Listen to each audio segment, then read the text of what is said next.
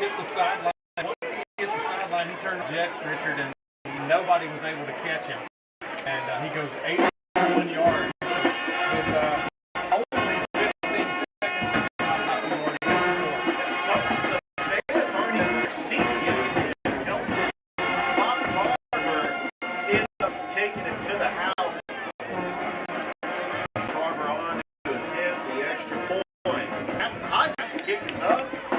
And the kick is good. So 11:45 left to go in this game. Carver leads Shaw 7. I'd like to thank our sponsors, Glenn Smith, Chevrolet GMC for exceptional car and line experience. Had to go Terry Johnson, he's been serving the community for over 2 years, helping people see all their needs. Zach's hungry. I don't know. It's time to treat yourself. Water equipment. Zach's famous Craven, our famous chicken wings, taco, or fresh salad. Pepsi. You know, we got our Pepsi products. You drink Pepsi. I got my favorite inside out.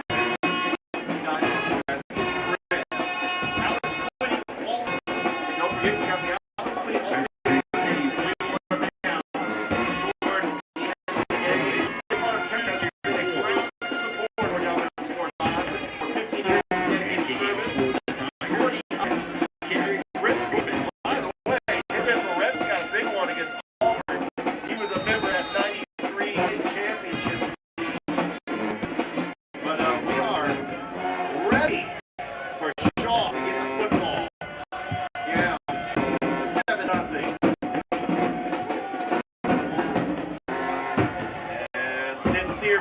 takes it at the 5. Ford gets a block, little cut, and he is taken down about 14-yard line. That's where Aaron will take over for this Shaw offense. Their Grant has been sensational so far this season. I'll tell you what, I mean, Shaw has improved, I mentioned, as well this season. First and 10. They have gotten better and better, and a lot of the 10-yard improvement has been due to the play of Aaron Grant. He has grown a lot into that starting quarterback position. He's really done a good job of being a leader, and we'll see what happens here tonight. Grant's rolling to his left himself, and he dives away from one that looks like number 12, Colin Hodge, was on the play. Gets a couple of yards. He did a good job here, just finding something positive because the hole closed on him. There was nowhere to go. He shot through a little gap and dove forward for about 3 yards.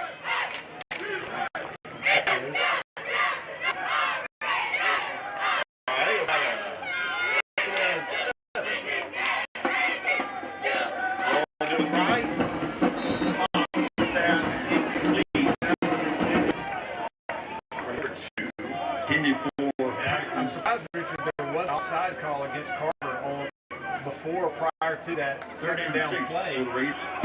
Two guys jumped and stood in the and they still did not call an offside penalty, but that's going to bring up a 3rd down and 6.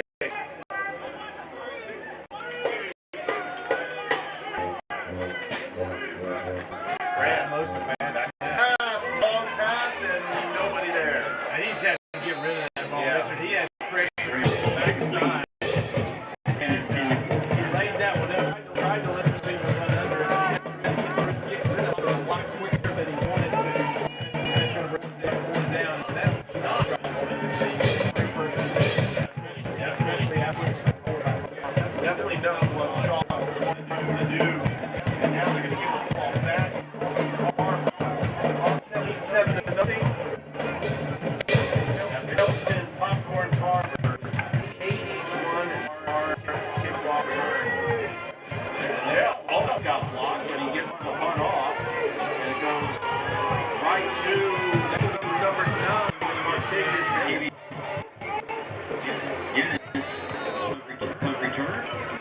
Carver's going to be set up for good field position. Really good field position at the Raider 40. It's all down.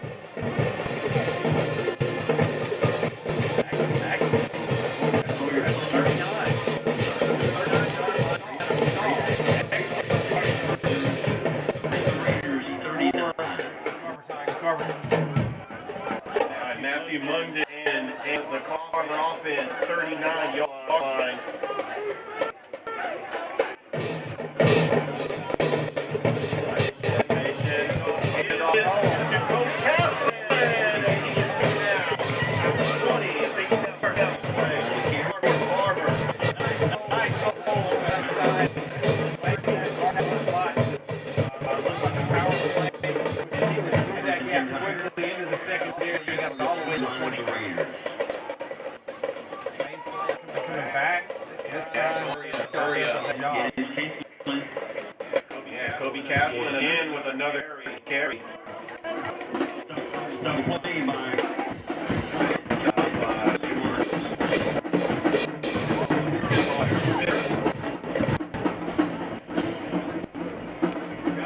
Castle's got a great first. He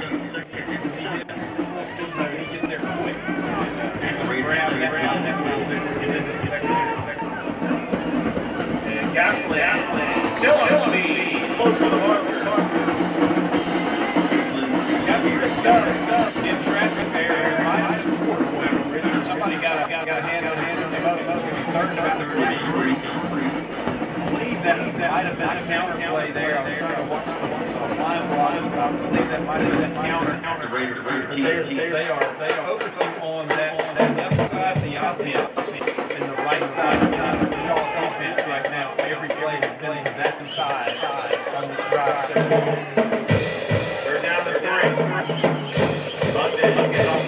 Castle, and he's on the 5 yard line. It's going to be a first and goal. The Carver Tigers. And again, they went to support that side. It's like more the Carver system. Yeah. They went that side. Still kind of that left side of the offense. I believe they're seeing on that side of the line. So far, it's working out perfectly out.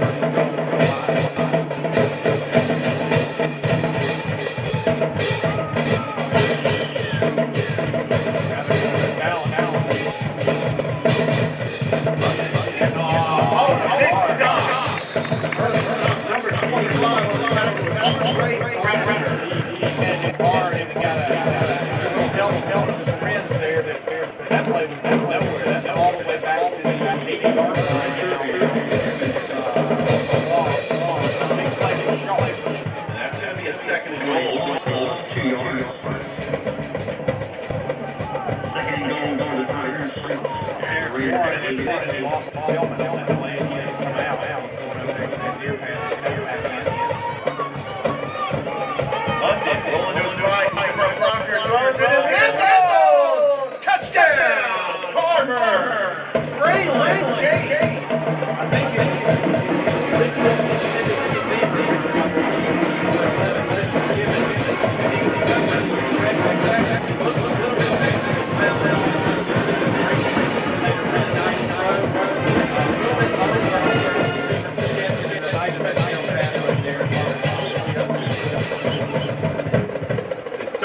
The Carver Tigers responding quickly.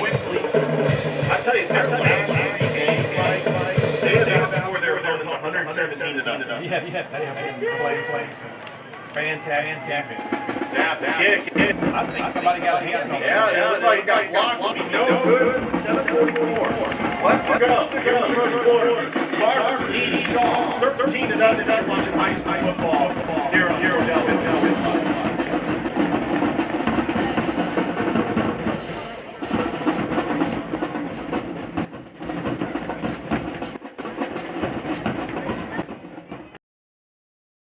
Georgia Alabama Sports Live is proud to partner with one of our presenting sponsors, Buffalo Rock. And without this partnership, it would be hard to be able to live stream all the different sporting events at high schools, colleges, and local professional teams every single week like we do. So we thank Buffalo Rock for their support of Georgia Alabama Sports Live. And next time you're watching a Georgia Alabama Sports Live broadcast, make sure you're drinking a nice, refreshing Pepsi. Delicious. Thank you to Buffalo Rock and Pepsi. And welcome back here to Kinnett Stadium. Richard Holdridge, Mike Peacock on the call. I tell you what, Carver, they have responded here at the 30-yard line. A little bit better starting position this time for Shaw, since they're forward with about a 14, 15-yard return on that kickoff right there. Gets them out to the 30, so some breathing room this time for the Shaw offense. They just got to make something happen. Aaron Grant's got 3 wide receivers. And the handoff to KJ Logan. He's going nowhere. Tristan Gibbon, the defensive end, came across, slid down the line, and made a great play. We talked about Tristan Gibbons being one of the top defenders in the state. And he is going to be a special player playing on Saturdays. He's only a junior. You know, he's going to get better.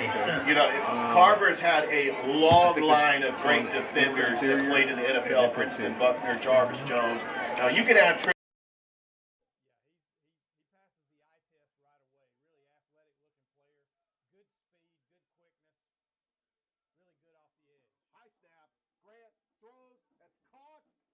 the marker by John Brown, and that was the best positive play that Shaw has had so far in this game.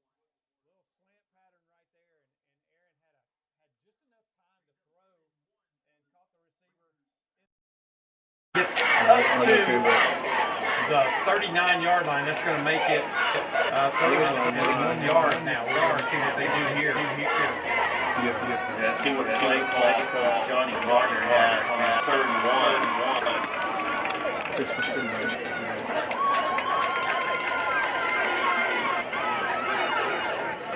Part of a quadruple header here at Georgia Alabama Sports Live. The 3rd and 1 handoff is to the running back, Julian Harris. I don't think he got it. He did not even they're actually going to get all of the yards. It's going to make it 42 here. He got him in, and that was a big play. Brent Bryant probably should have kept him on the play. But at any rate, it's 42. Decision time. And they will go for it. Channel 2 is also Got it. Okay.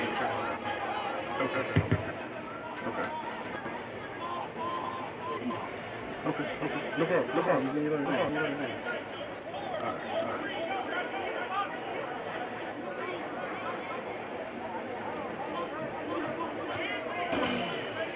Not sure what that was about. I don't know what that was about.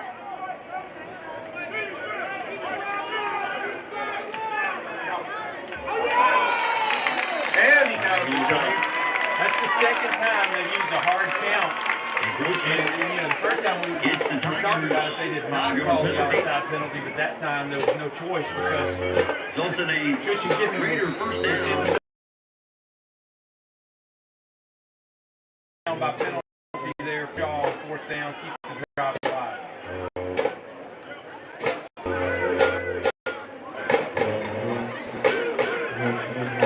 Shaw gets the 1st down.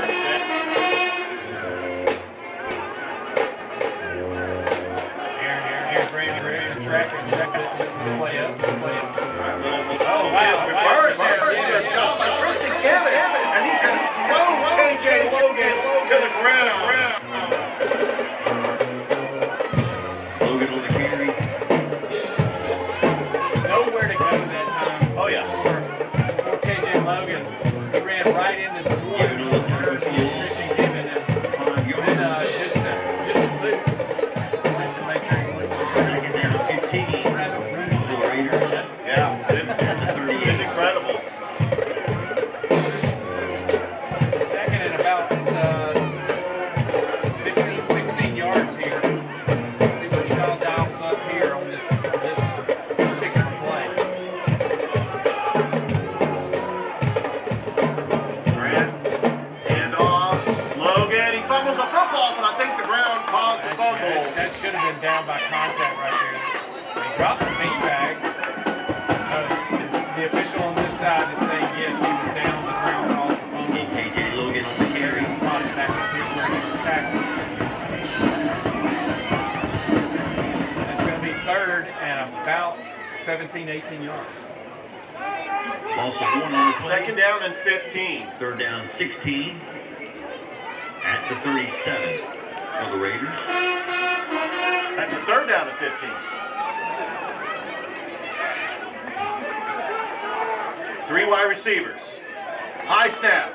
Grant rolling to his right, feeling the pressure, gets taken down for the sack by Colin Hodge. And it's going to bring up a 4th down.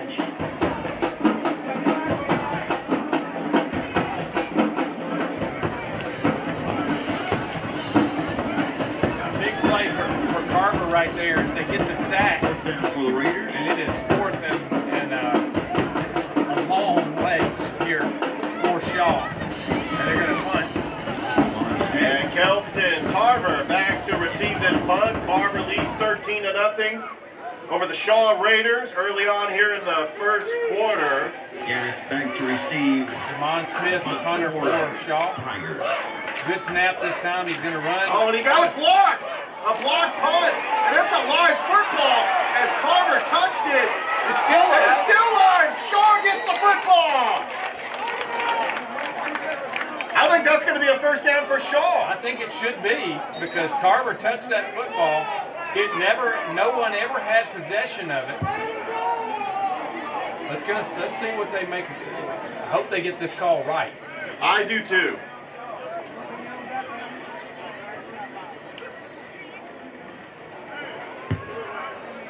Let's see what the call is going to be. They're going to give it to Carver. Carver ball. I'm not 100% sure that's correct, but Carver football. Yeah, I'm not sure I agree with that call. The only thing I can think of, Richard, is if the ball was tipped on the punt, if it was partially blocked, maybe that took off. Possibly.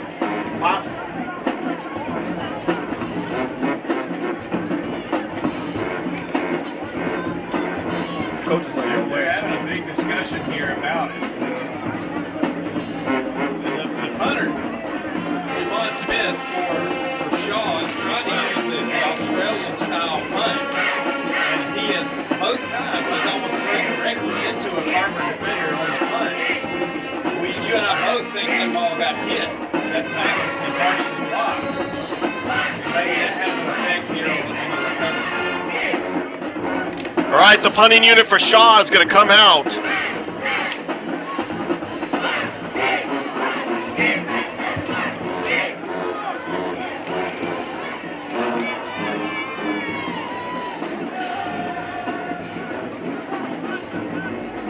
And Kelston, Popcorn Tarver back to receive this punt. At the Raiders 35.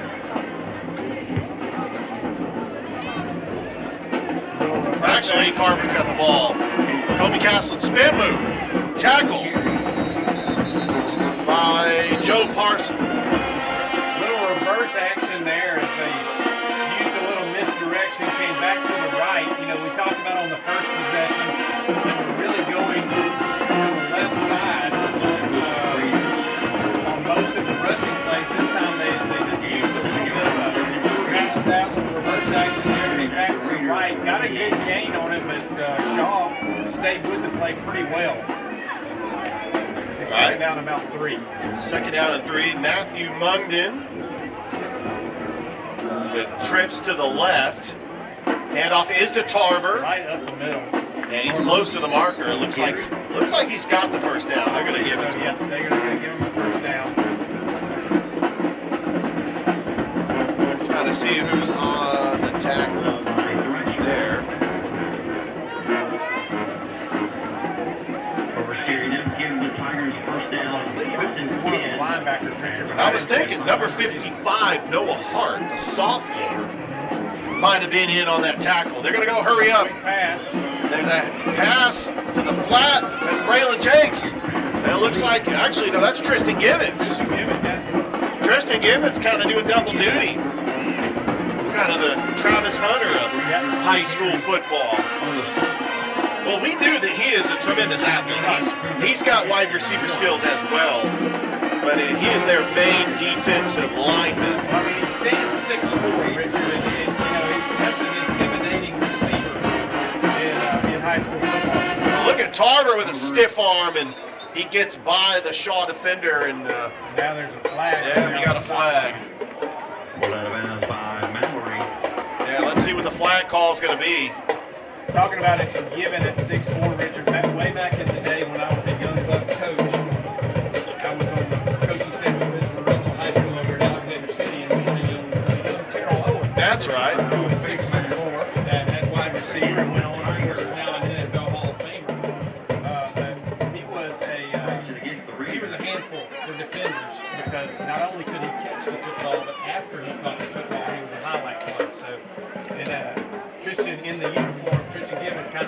reminds me of Terrell Owens. First and goal for the Tigers. That look. After 5. All right, it's going to be a first and goal for Carver. So the game is going to be a call. Back on the play. Yeah. Game. Got about 34 seconds left to go in the first quarter. This has been an entertaining first quarter so far, Mike. I mean, Carver took the opening kickoff for a touchdown, and he also had Matthew Mungden with a touchdown pass to Braylon Jace. We've had a lot happen, that's for sure. Really has.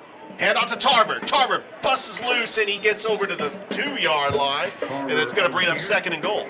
On the stop right there, about number 12 for Shaw, Antron Mallory, got him by the shoestrings and got him down before he got into the end zone.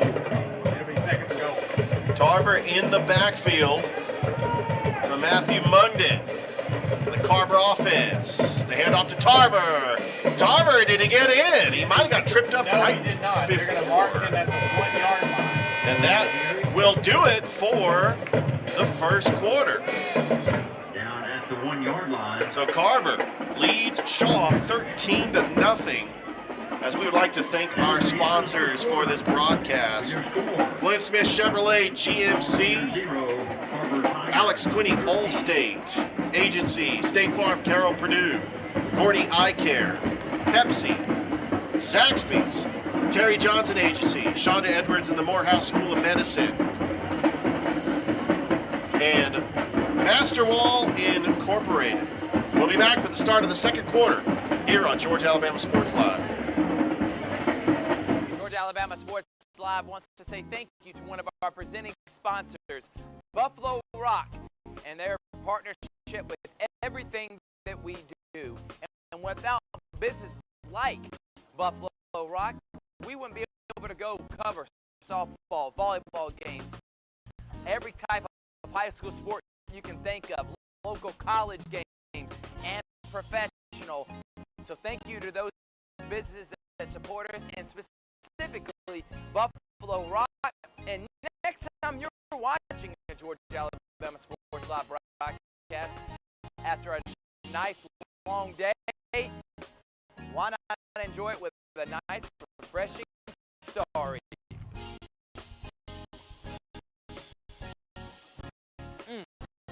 The best lemon lime soda around. Thank you to Sorry and Buffalo Rock for our partnership on Georgia Alabama Sports Live.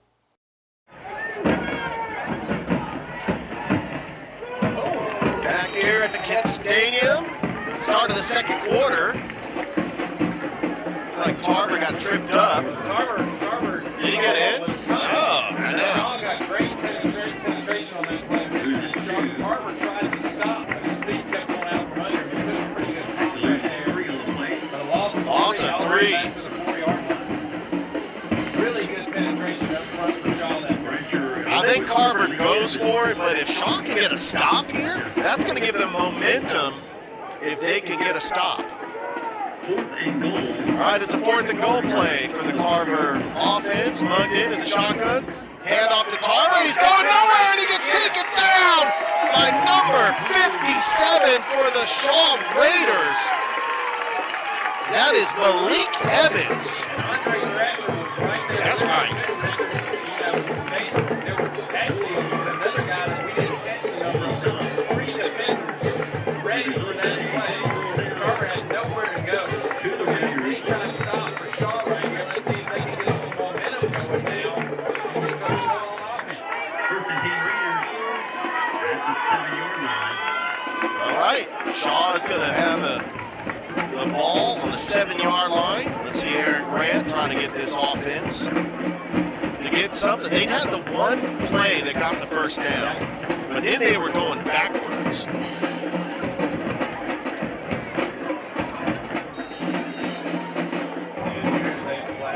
Yeah, flag. Delay of game. That's going to back Shaw up half the distance to the goal. And Shaw has been taking a little bit of time. I've been noticing on every one of their possessions, they've been taking a little bit of time getting the play signaled in. And that time they just took too much and weren't able to get it off. Grant, high snap. He's going to take it himself, and that Shaw defense has been solid all year long. They're close to getting a safety. Carver thinks it's a safety. It was really close, but he did forward progress, got him out of the end zone. They're going to be down probably about the 1 yard line, maybe inside the one even, where he was stopped. Initial contact by It is a little bit Pearson. inside that 1 yard line. Going to bring up 2nd and 16 for the Shaw Raiders. Trailing 13-0 here in the second quarter. Grant just trying to get some breathing room out of the end zone.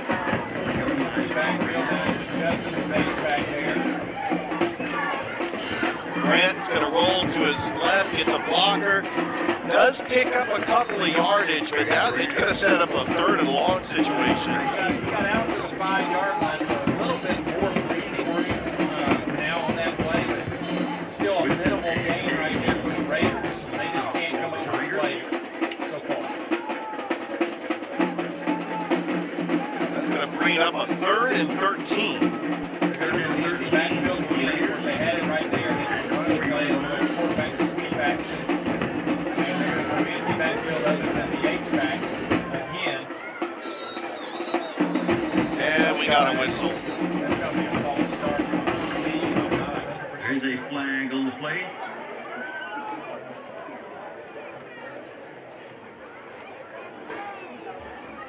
Yep. False start.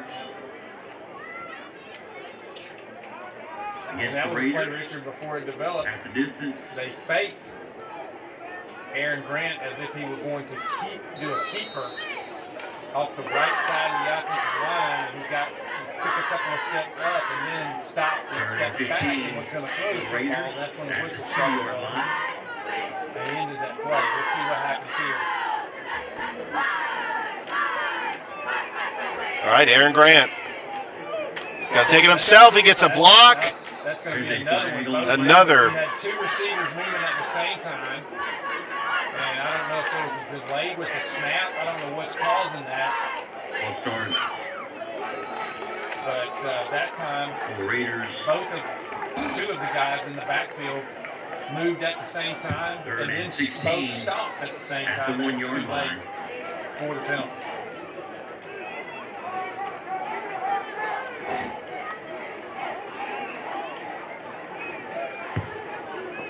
All right, a 3rd and 16. They got that sorted out. Now the whistles are still blowing, and here they are after they gained out to the 5 yard line, Richard, to get a little bit of breathing room. They're right back at the 1 yard line like they were earlier in this drive.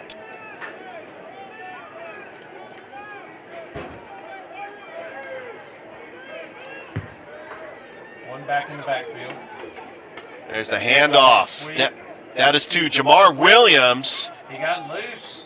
And he's still going. To about the 5 yard line. He spun around, got loose, and was not able to get too much, but he at least got some breathing room for the punt here out to the 5 yard line.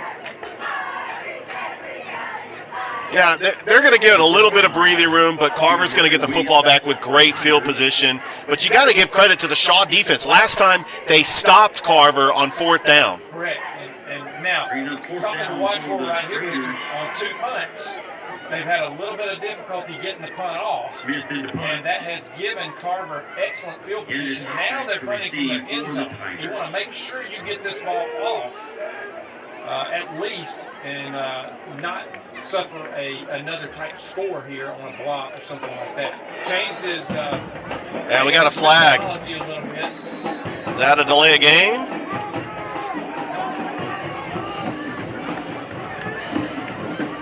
Let's see what the penalty is going to be. Personal foul, roughing the kicker. Oh, that. First down for Shaw. That is a huge penalty. And Shaw is going to have a sign of life with a fresh set of downs. Javon Lane that time, Richard, he changed his setup and changed his methodology of punting and went to a more traditional punt right there. And Carver came after it, and he got hit pretty hard. So it was a personal foul roughing. It wasn't just running into the kicker.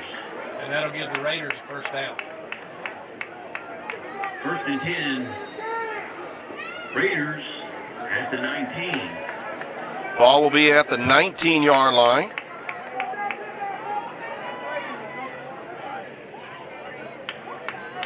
For Aaron Grant and the Shaw offense. 3-3 on the season. Carver is 5-1.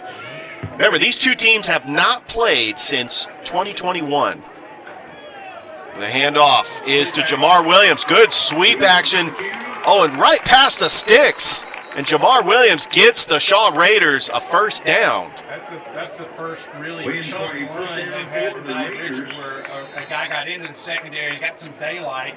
He was able to get a first down right there. So something positive going on here for the Shaw offense to start this drive after they got new life with the roughing penalty. A huge break, and that's going to be a false start. They moved before the snap. That's going to back the Shaw Raiders up 5 yards. I don't know if it's a cadence problem or if it's a snap problem, but I believe the center may be delaying getting the ball back on the snap count, and that's causing these things to happen. It's really just kind of strange looking when you see the play. There's hesitation because the receivers or the backs start, and then they realize the ball hasn't been snapped, and they stop. It's almost like a snap violation instead of blaming it on the players for moving too early. All right, it's going to be a 1st and 15 for the Shaw Raiders. Ball at the 30-yard line.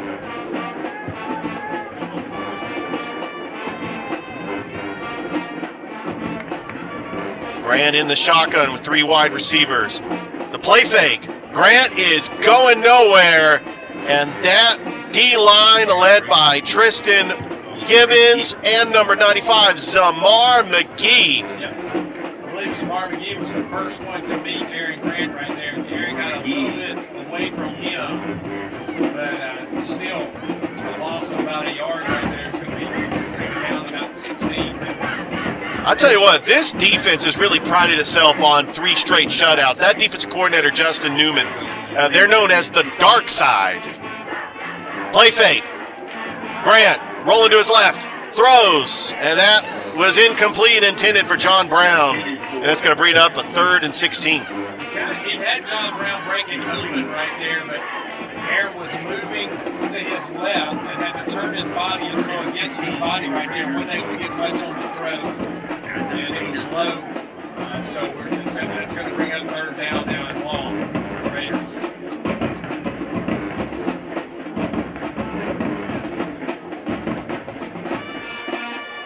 And add to that, Richard, he had a white jersey chasing him with every step. Yeah.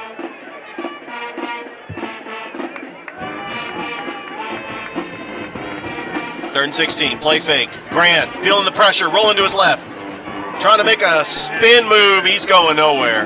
Now we've got all sorts. I believe this is going to be the infraction, Richard, where a Carver player lost his helmet but continued in the play, and that's going to be a personal foul in 15 yards against Carver, I believe. I'm not 100% sure, but he ran over and got in on the tackle, and I believe that might be the violation here.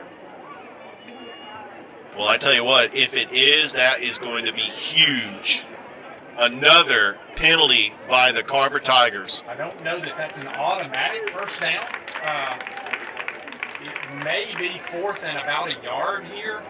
Let's see where they're going to mark it. It is. It's going to be 4th and short now. No, they're going to repeat 3rd down, I guess. But that was the infraction.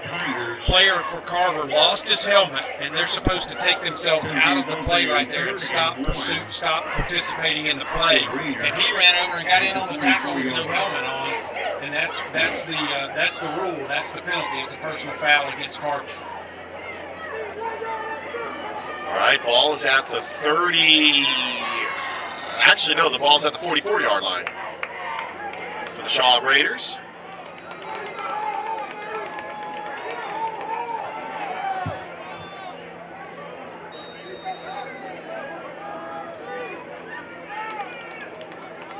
Grant.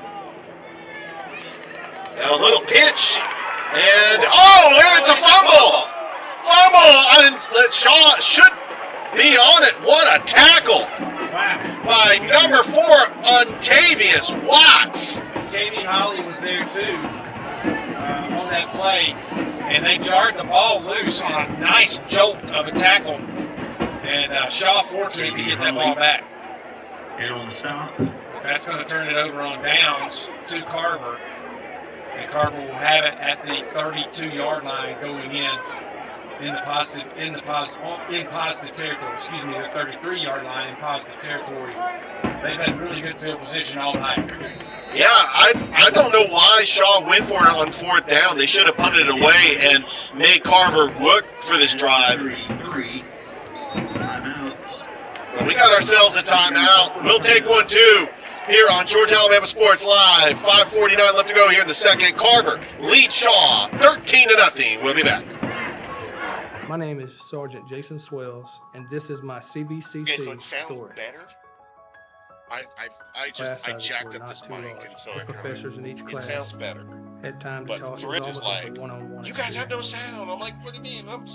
Because One of my daughters I've been is listening to the a student at broadcast. CVCC on right Facebook. now. She's going through the arts program. I've got another son who's right behind her who's about to graduate school, and he's already talking about going to CV, and he's ready for it. It's CVCC did prepare me for my career.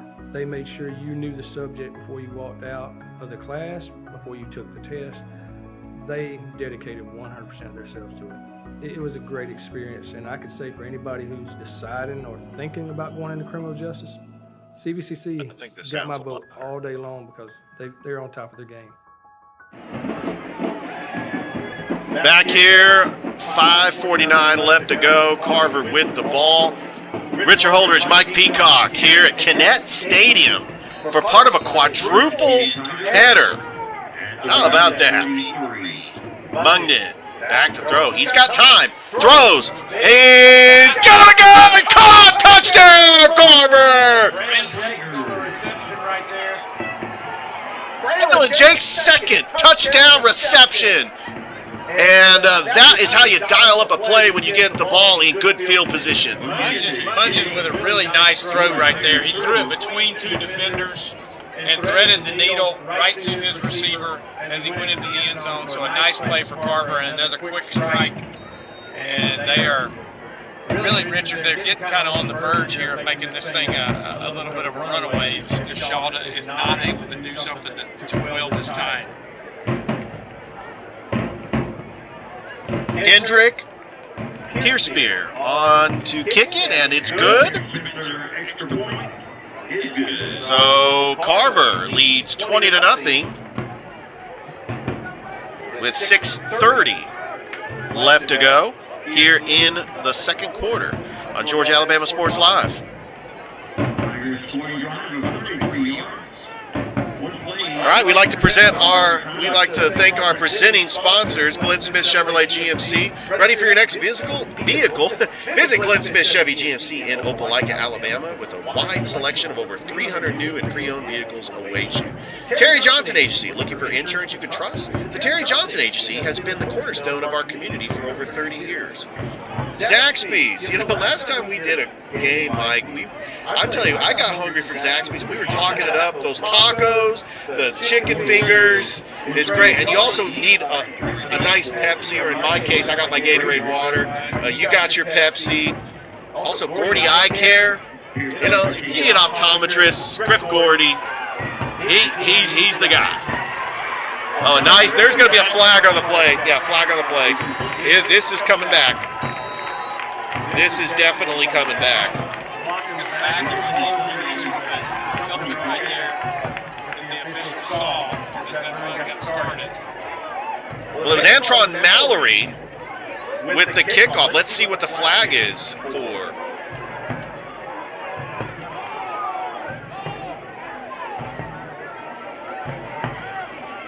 Let's see what the indication yet. He's talking to the other officials. Let's see what the white hat says. Holding is the call. And it's coming back. Shaw is trying to do something that hasn't been done since Carver took on Spencer and with Harris County. their lone loss, Carver lost to Harris County 15-6. Their last 3 games, so they responded by shutting out Northside 26-0, shutting out Columbus 49-0, and shutting out Hardaway 42-0. Grant, handoff, Logan. The Carver defense right now is just dominating line of scrimmage. The only thing that Shaw's been able to do is some plays that have gotten outside and they completed a little slant pass, but everything they tried to do within the line of scrimmage, they've not been able to move at all. And very little positive. That was Intavius Watts with the tackle for loss. Yeah, this Carver defense really prides themselves on keeping the other team out of the end zone. The thing about it, Richard, is only one drive for Shaw has started anywhere near positive territory. Everything else, they've been bottled up in their own end of the field, and it's just hard to operate consistently that way. Hand off to KJ Logan, gets a block, another flag, and I think this is coming back too. I'm pretty sure that's probably going to hold the plan. Let's see. Yes, it is. Holding is the call against the Raiders. And that's going to back up Shaw even more. I tell you, when they get something positive, they end up going backwards. It's a difficult night for them so far. They've had some false start problems. They've had trouble getting the play called on time, and now they've got a couple of holding penalties that have been big, and they just keep themselves bottled up in their own end of the field. They got to stop making those kinds of mistakes to get anything positive going against this Carver team.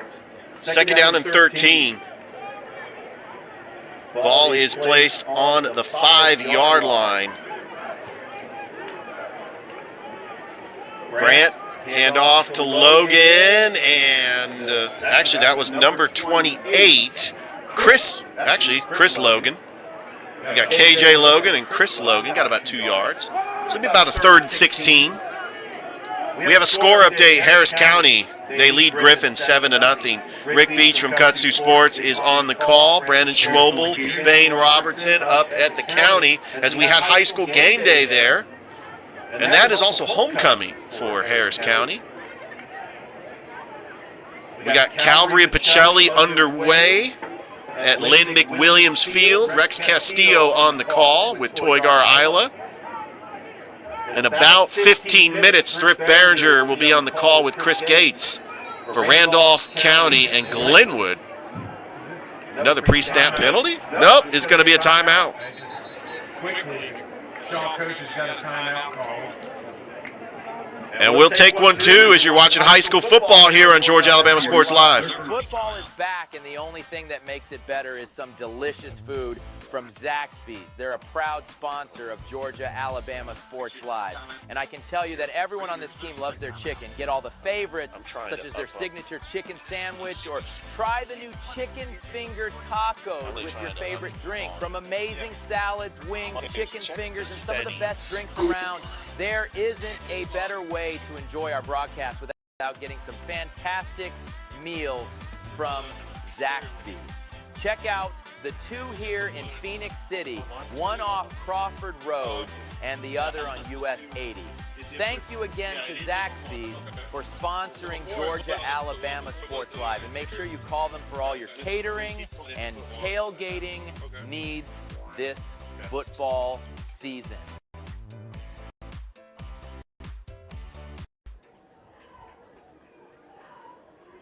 Welcome back here. Kinnett Stadium, 4:09 left to go here until halftime.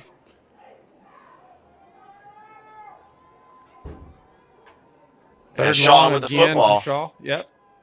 Oh, nice run and a spin move. And that's a good run, but not even close to the marker. That was Julian Harris on the carry. At least he got out and got some positive yardage. Yeah, exactly. Nice gain right there, about 10 yards on that play. And that's going to give him a little bit more room for the punt. And, last time, again, the punting team has been a little bit of an issue for Shaw tonight, but they did get the roughing penalty the last time. We'll see if he's going to stick with a traditional punt or if he's going to do the Australian style. the running type punt. We'll see what Carver does as far as how they go after it here as well. And Marcavius Vance back to return the punt.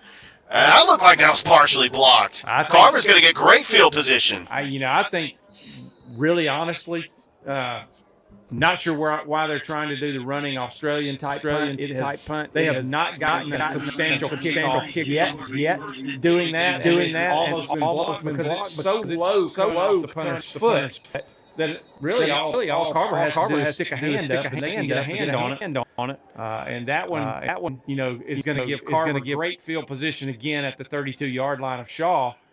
And they got to find a way to get a little better at getting some distance on these punts.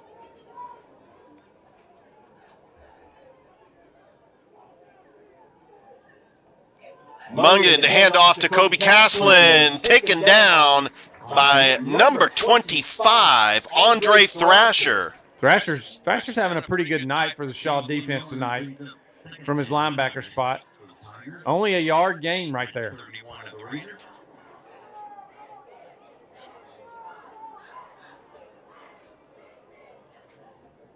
Second down and 9. And we got a pre-snap That's whistle. a false start. One of the receivers on that far side over there took off a step or two early.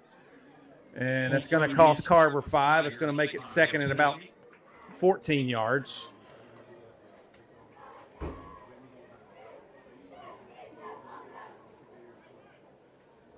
Couldn't tell which number was the guilty party who left a little early, but one of the guys took a step early. It was quickly called, so Carver's going to reset from the 37-yard line.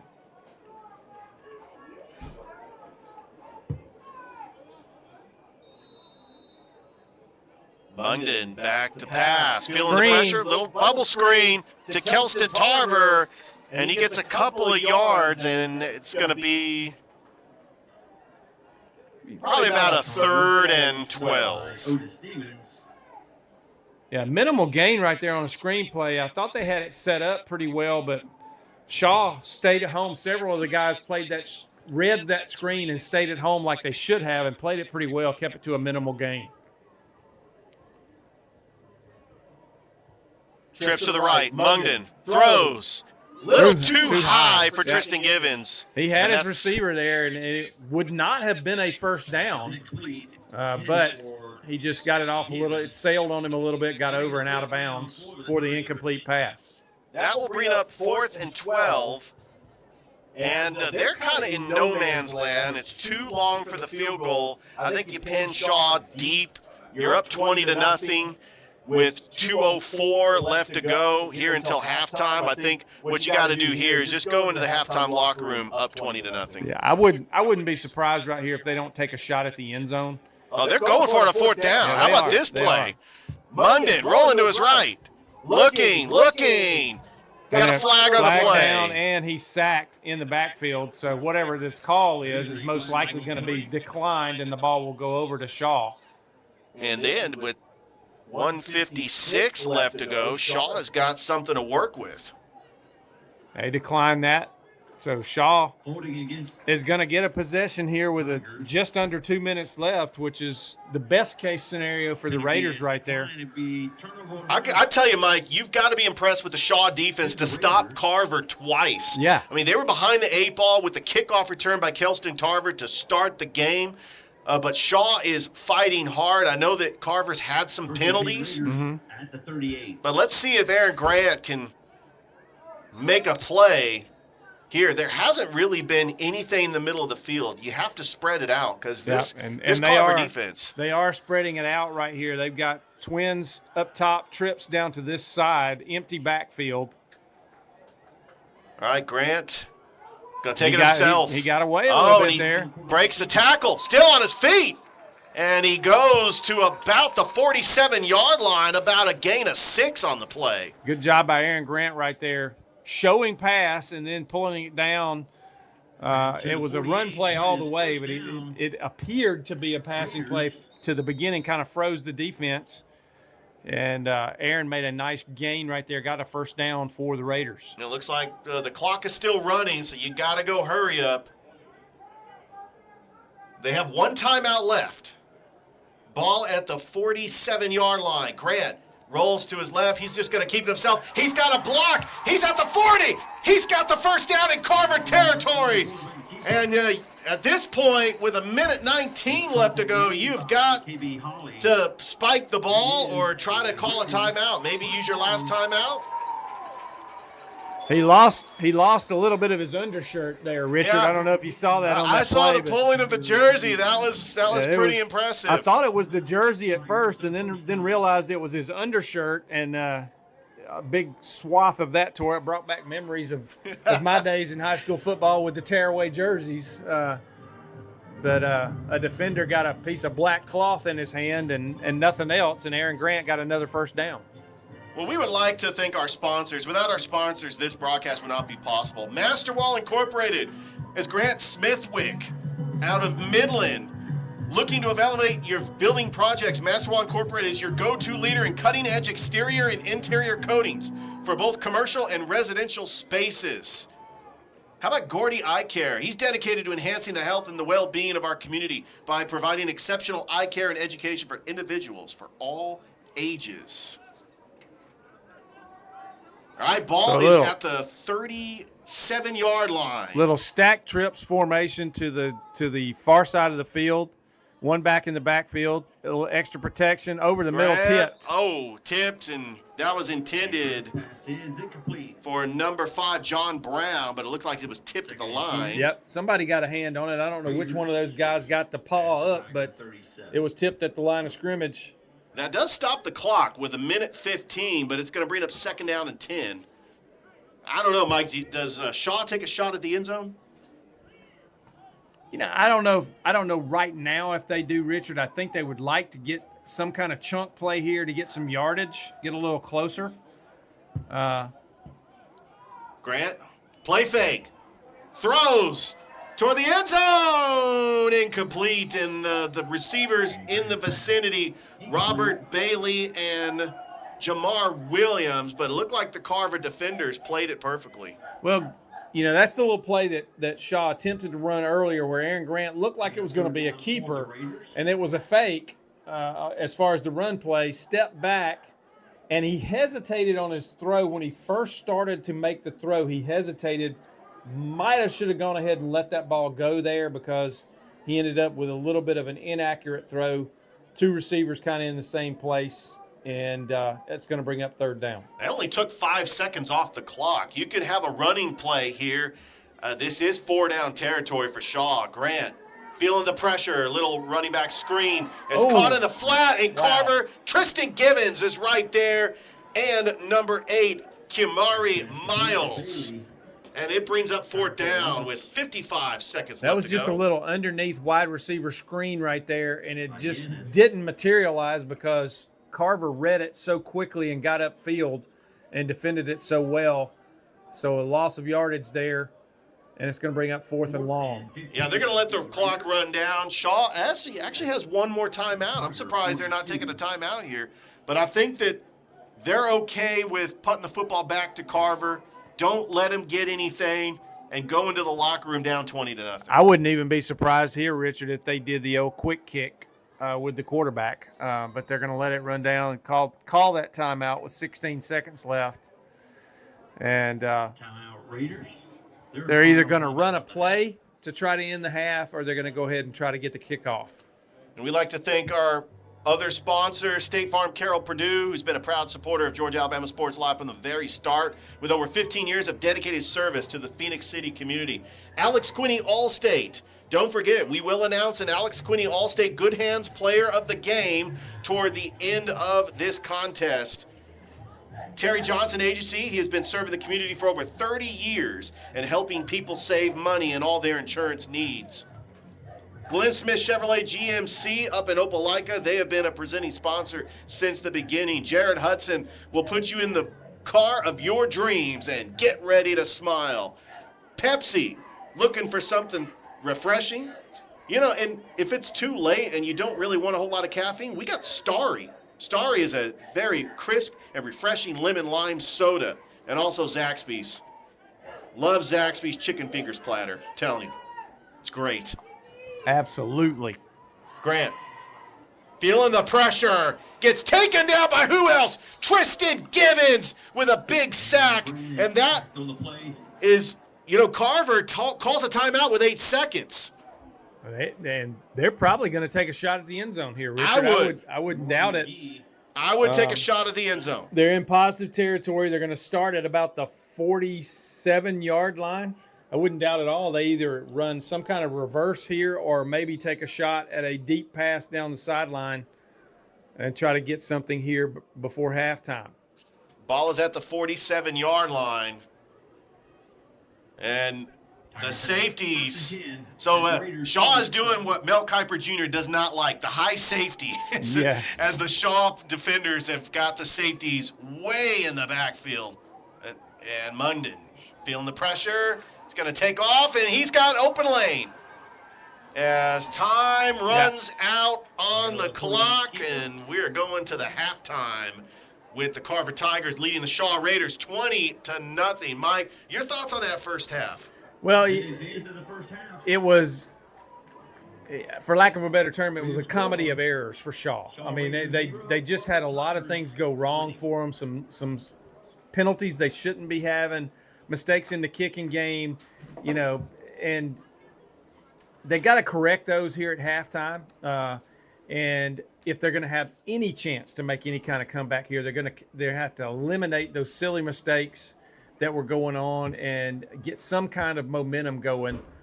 They will get the ball to start the second half, so we'll see what happens here when we come back to play.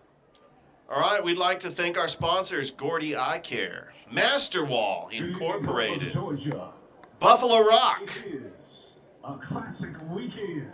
Zaxby's, State Farm, Carroll, Purdue, Alex Quinney Allstate Agency, Glenn Smith, Chevrolet GMC, the Morehouse School of Medicine, Pepsi, Terry Johnson Agency, Chattahoochee Valley Community College. We're at halftime. Carver leads Shaw 20-0 in this rivalry renewed, as we'll be back with the second half here on Georgia Alabama Sports Live.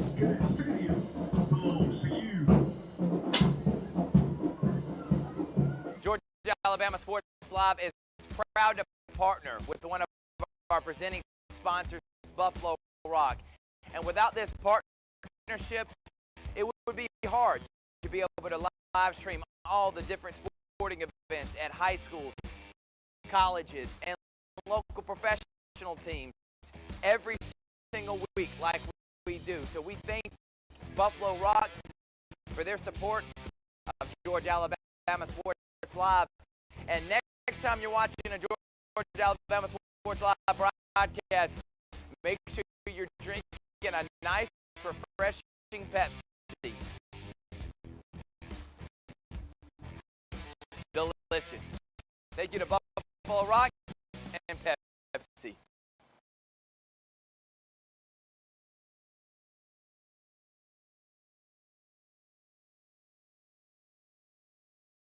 Are you looking for a great deal on a powerful new Chevrolet or GMC full-size truck? Check them out. Chevy Silverado and GMC Sierra side by side at Glenn Smith in Opelika, Alabama.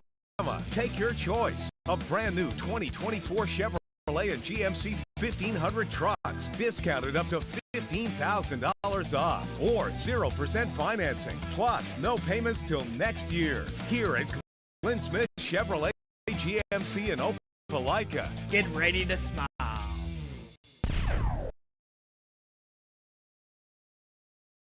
My name is Sergeant Jason Swells, and this is my CVCC story. Class sizes were not too large. The professors in each class had time to talk. It was almost like a one-on-one experience. One of my daughters is a student at CVCC right now.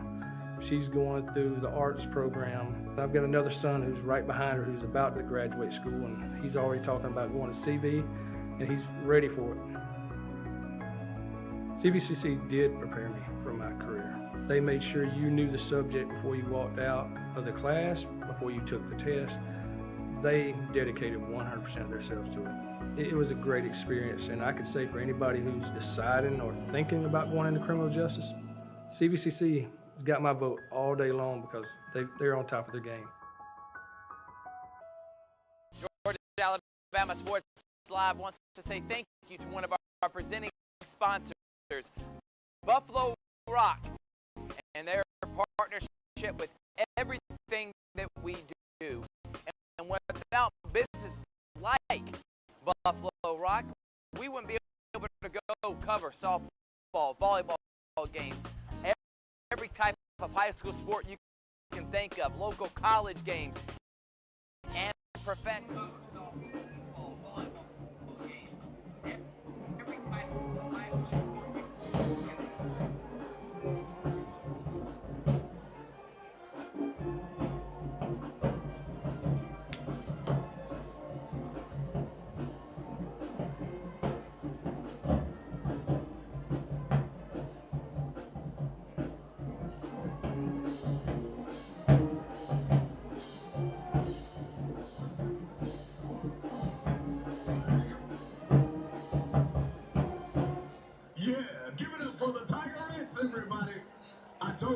It's a classic weekend. That means you can catch us in the morning, fresh in the morning, 9 a.m. at the Tuskegee Morehouse Classic Parade. And don't stop there. Join us Sunday as we take over the Kendrick High School Battle of the Bands, Columbus Civic Center.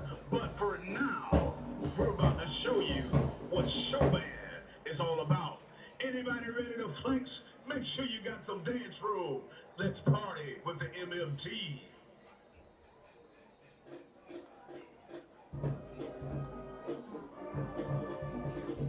It's the hit song, Flex.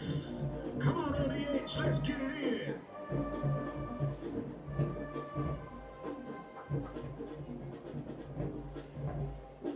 Slide to the right. Come on, and turn with it. Back it up. And turn to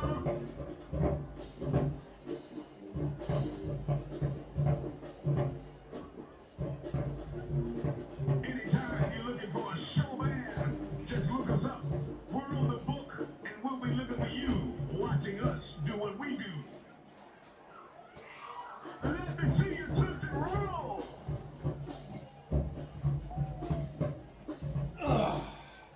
Anybody ready to dip, dip, dip, dip, dip, dip.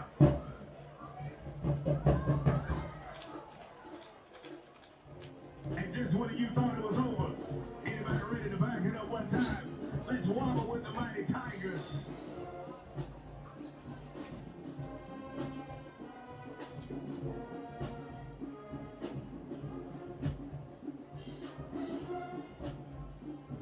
Hey, Tigers, can you back it up? I got Come on, can you back it up? Let's go.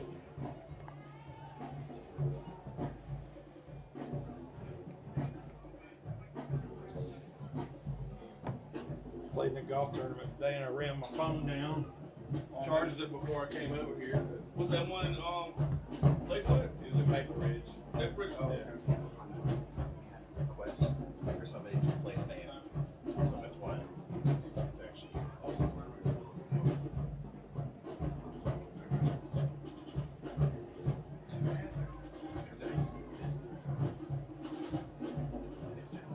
Come on, Tigers, get in there. Good news is, And just like it sounds great. you had to feel the same.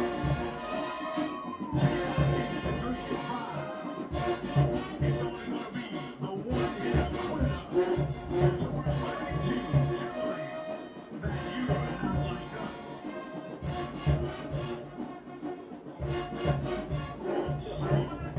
RBH.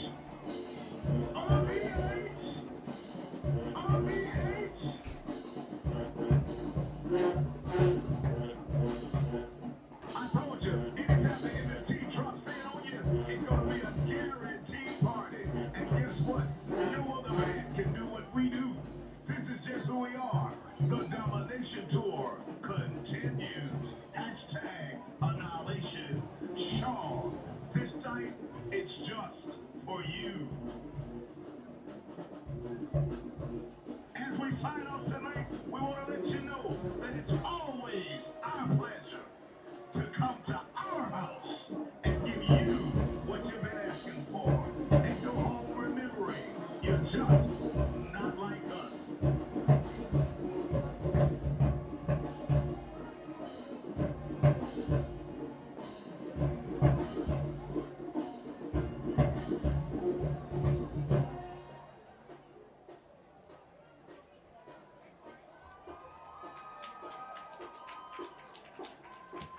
Come on, put your hands together for your band, the Mighty Marching Tigers.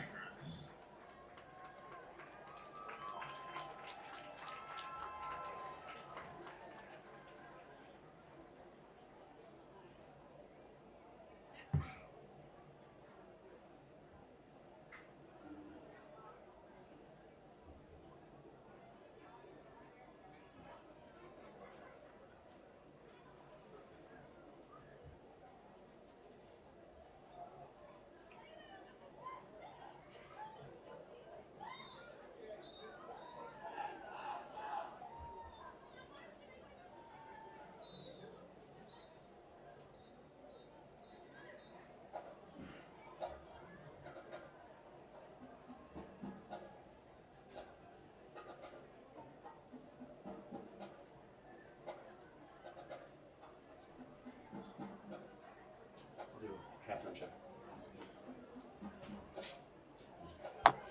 We now present to you the 2020. All right, we're at halftime. Marching Band, the Sound of Silver. We're at halftime as Carver leads Shaw 20-0. Adele, Alicia Keys, Vanilla Ice, and more. Tonight we will be performing our opener and ballad, Set Fire to Rain, Girl on Fire, and Ice Ice Baby. Richard, a dominant performance by Carver in the first half. You know, it started with that opening kick touchdown, and they really haven't let up. Now, Shaw has had some marginal success late in the second quarter on offense, but the first quarter especially was a sort of a mistake-filled first quarter for Shaw. That saw them fall behind early by 2 scores, and then Carver was able to add another score, and this 20-0 score, it's going to be hard for Shaw to overcome it. But they did improve in the second quarter, so I look for continued improvement in the third quarter, and they do get the ball to begin things here in the second half. Yeah, there's no question that Shaw needs to just make some adjustments. They did have a couple of good plays, but Carver has been taking advantage of Shaw's mistakes. Carver has had a couple of penalties that extended drives for Shaw. Mm-hmm. But Mike, looking at the scores around the area, as Harris County leads Griffin 21-0, as we also have trying to look and see the other scores of the other games on Georgia Alabama Sports Live, which, Mike, I mean, we're a part of history here. Glenwood leads Randolph County 7-0. Wow. Britt Behringer on the call for that game. Pacelli leading Calvary 22-0 in the second quarter. Rex Castillo on the call for that game. And we'll try to get the other score updates for you here on Georgia Alabama Sports Live. So we're going to go ahead and take a break. When we come back, we're going to have the start of the second half here on Georgia Alabama Sports Live. Are you looking for a great deal on a powerful new Chevrolet or GMC full-size truck? Check them out. Chevy Silverado and GMC Sierra side by side at Glenn Smith in Opelika, Alabama. Take your choice. A brand new 2024 Chevrolet and GMC 1500 trucks, discounted up to $15,000 off, or 0% financing, plus no payments till next year. Here at Glenn Smith Chevrolet GMC in Opelika. Get ready to smile. Georgia Alabama Sports Live wants to say thank you to one of our presenting sponsors, Buffalo Rock, and their partnership with everything that we do. And without businesses like Buffalo Rock, we wouldn't be able to go cover softball, volleyball games, every type of high school sport you can think of, local college games, and professional So thank you to those businesses that support us, and specifically Buffalo Rock. And next time you're watching a Georgia Alabama Sports Live broadcast after a nice long day, why not enjoy it with a nice refreshing sorry?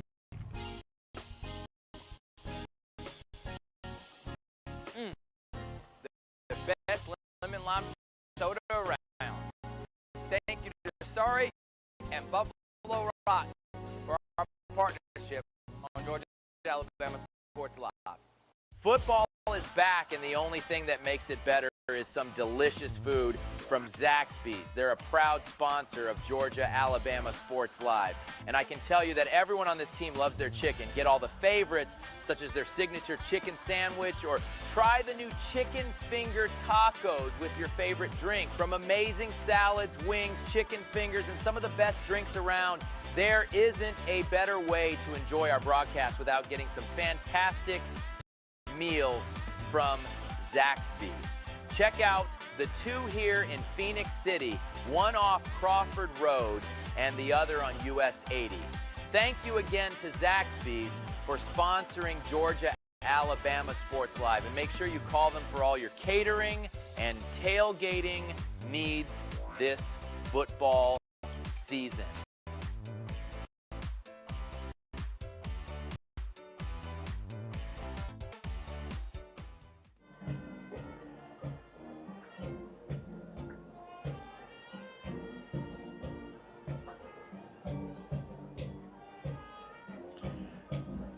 As we are hearing the sights and sounds of the Shaw Band. And Mike, I've always wanted to say that during a halftime broadcast.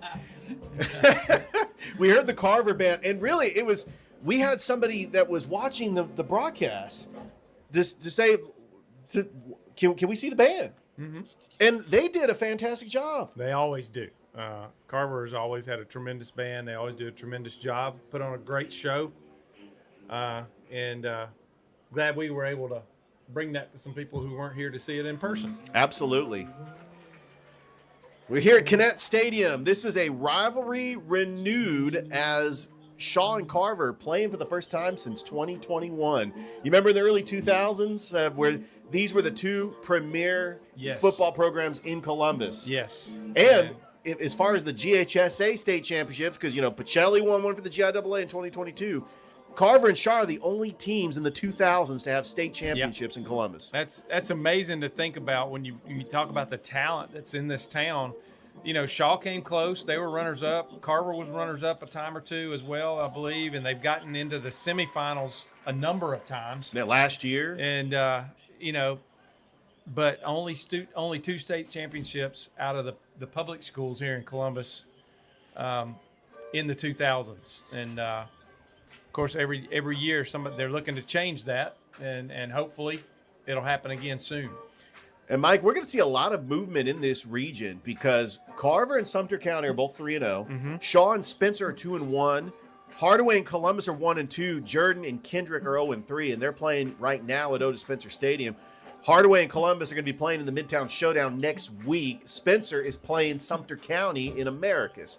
We'll try to get a score update for that, but this is a big region game for both teams. It really is, yes. And it looks like you got some score updates for us, Mike. I'm trying to go through here. I've actually got the whole state of Georgia up right now. I was just going to try. I heard that Auburn is up 7-0 on Central. Auburn is up 7-0 over Central. Wow. Over in Phoenix City against Central. And that's early in that game, so I don't know if there was a big play, maybe a kickoff return or something like that, but Auburn is up very early in that contest, 7-0. I do remember Central beat Auburn in the regular season, then Auburn beat Central in the playoffs 2 years ago. Yep. That was when Auburn lost to Thompson. And remember, that was when Coach Etheridge had Davis Harsin as his quarterback. Yep. He was a dual quarterback when Brian Harsin was the head coach at Auburn. But Omar Mapson, one of the best running backs in the state of Alabama. No doubt. No doubt. Some of the other games in and action. by the way, please don't bring up Brian Harsin as the former coach of Auburn. Oh anymore. boy, It's a depressing thought for I those know. of us who like who are fond of the orange and blue. Look, if you're a Tennessee fan, you went through Derek Dooley. Georgia had Ray Goff. we've all Alabama had Ray Perkins. Alabama had a rash of coaches that were Dennis Francione, Mike Shula. Yeah. Yeah, everybody still talks about Mike Shula. Now, Mike Shula is one of the premier offensive coordinators and has done extremely well at the NFL level. But for whatever reason, moving over to that head coach position at the college level just did not work for the Shula name. Over there. Hasn't really panned out. Harris County is handling Griffin 21-0. We kind of knew that was going to happen. Griffin has not won a game yet. They are 0-5. This is such a long list when I go through the whole state of Georgia trying to pick out the ones in our area. Hey, Kendrick is up 27-0 on Jordan. Oh, wow. Down at Otis Spencer Stadium. Manchester and Bowden, that's a big game. Huge rematch of the state title game last year. They're at 7-7 in the second quarter. Randolph County and Glenwood are 7-7 in the first quarter. Stanhope Elmore 7-0 over Russell County in the first. Jag leads Smith Station 6-0. This was a game, and speaking of that game, Richard, I thought that was a game that Smith Station might be able to win with Jag. And well, they beat them last year. Two teams that have been struggling a little bit this year. Well, let me change that from a little bit. Two teams who've been struggling a lot this year, playing each other tonight. Somebody's going to win it, and I thought Smith Station probably has a chance. And they're only down 6-0, so a lot can happen. A lot of football left, so hopefully Smith Station will get off the schneid here a little bit and get a win tonight. But I tell you, a team that's really put the state of Alabama on notice, Carver Montgomery. They beat Enterprise yesterday, and Carver Montgomery still has to play Central. They still have to play Auburn. They still have to play Opelika. Well, Carver bumped up to 7A this year, Richard, because Sidney Lanier High School closed. They were both 6A schools, and they absorbed the student population and all the athletes from Sidney Lanier, and they bumped up to 7A. Plus, they've got the legendary former AISA head coach Bobby Carr is now in charge of the Carver program, and he is a tremendous football coach and doing a really good job of putting Carver on the map in 7A already over in Montgomery. All right, we are moments away from kickoff here in the second half as we want to thank our sponsors once again. Glenn Smith Chevrolet, GMC, Pepsi, Chattahoochee Valley Community College, Gordy Eye Care, Terry Johnson Agency, Masterwall Incorporated, State Farm, Carroll Purdue, Shonda Edwards and the Morehouse School of Medicine. Trying to make sure we got all of them. Pepsi. I did say Pepsi, didn't I? Yeah, I'm sitting here. I got my Gatorade water. If you don't ever try Gatorade water, I mean, it tastes like water, but it's got electrolytes. No, I went to the store and got my Gatorade water. And I love playing that Gatorade water commercial on our Georgia Alabama Sports Live show because, it's like it's got electrolytes. Yep. Hey, here's an interesting score from the state of Georgia. All right, what's going on? Lowndes and Colquitt County. Lowndes is 5-0. Colquitt County is 3-2. They are tied at 14. Wow. And they are playing, I believe, at Colquitt County tonight. But Lowndes, down in the Valdosta area, which was hit very hard, Richard, by the thoughts and prayers to them. And I was in that area earlier this week with my job on Monday and Tuesday. I was over around Douglas and Ocilla, a little north of Valdosta, and just unbelievable scene over there. The amount of trees that are down, keep all those folks in your prayers. They're getting back to normal. They are resilient people over there. I'm telling you, they really are. I met a lot of folks when I was over there Monday and Tuesday, and they are just taking everything in stride. And I know everybody's working hard to get their power back on and different things over there, but keep them in your prayers. But Lowndes, right down there in Valdosta, they're at Colquitt tonight. It's 14-14, and that would be a big. I have to consider that an upset if Colquitt were able to come away with a win tonight over Lowndes. Yeah, there's no question about that. And when you look at the landscape of high school football, the GHSA made the decision to delay the postseason 1 week because there's still a lot of teams in the Augusta area that still don't have power. That this is an extended bye, and they're going to reschedule because a lot of region games got postponed. And so that gives them some wiggle room before the playoffs start. Here's another little interesting score update from the region that includes Brookstone and Calvary and Pacelli. First Presbyterian Day is leading that? Stratford 21-7. How about that? So that's a big one. Mount de Sales leading Tatnall 9-0. Yep. All right. We're starting the second half, and Shaw will get the football first here in the second half. Much better starting field position than they had on their first possession of the game when they were backed up in their own end. They'll be around the 22-yard line to start this one, Richard. We'll see what kind of adjustments they've made and what they've come up with to try to get their offense on track here in the third quarter. Let's see what Aaron Grant and the Shaw offense can do against a Carver defense that has shut out their opponents the last 3 games. Incredible. And if you want to take it all the way back to Harris County, they gave up 15 points. They gave up 9 to Spencer, and they gave up 13 to Whitewater. But they are playing lights out the last 3 games. And we got ourselves a timeout or a pre-snap whistle? Timeout Carver. Wow. Their first time out of the second. Only 8 seconds into the second half, and Shaw has yet to run a play, and Carver's already called timeout. Yeah, you want to try to keep those timeouts, but I guess Carver felt like they didn't like the offense. I don't know if this was or maybe a personnel issue or something they had to go over as far as alignment, but that was a quick timeout to call before the first play was ever even off the ground. Hey, Mike, did you happen to catch the walk-off win in overtime by the Atlanta Falcons over the Buccaneers yesterday? I did not, Richard. I will be honest with you. I was in bed at 9 o'clock last night, and that's the first time in a long time I've been in bed that early. But it's been a long week of a lot of miles, a lot of travel, and I was a little bit sleep deprived, and I just couldn't stay awake. I got to tell you, that was the greatest Thursday night game of all time. Oh, there's a pitch in the backfield, and looks like Shaw got on it. Yeah. You know, we saw that the first time that we had Shaw, Richard, opening game of the year. Sometimes Aaron Grant will make a pitch on that option play that's really ill-advised. He was in a crowd that time, and that was kind of an ill-advised play right there. But Shaw did retain possession, and they did get positive yardage.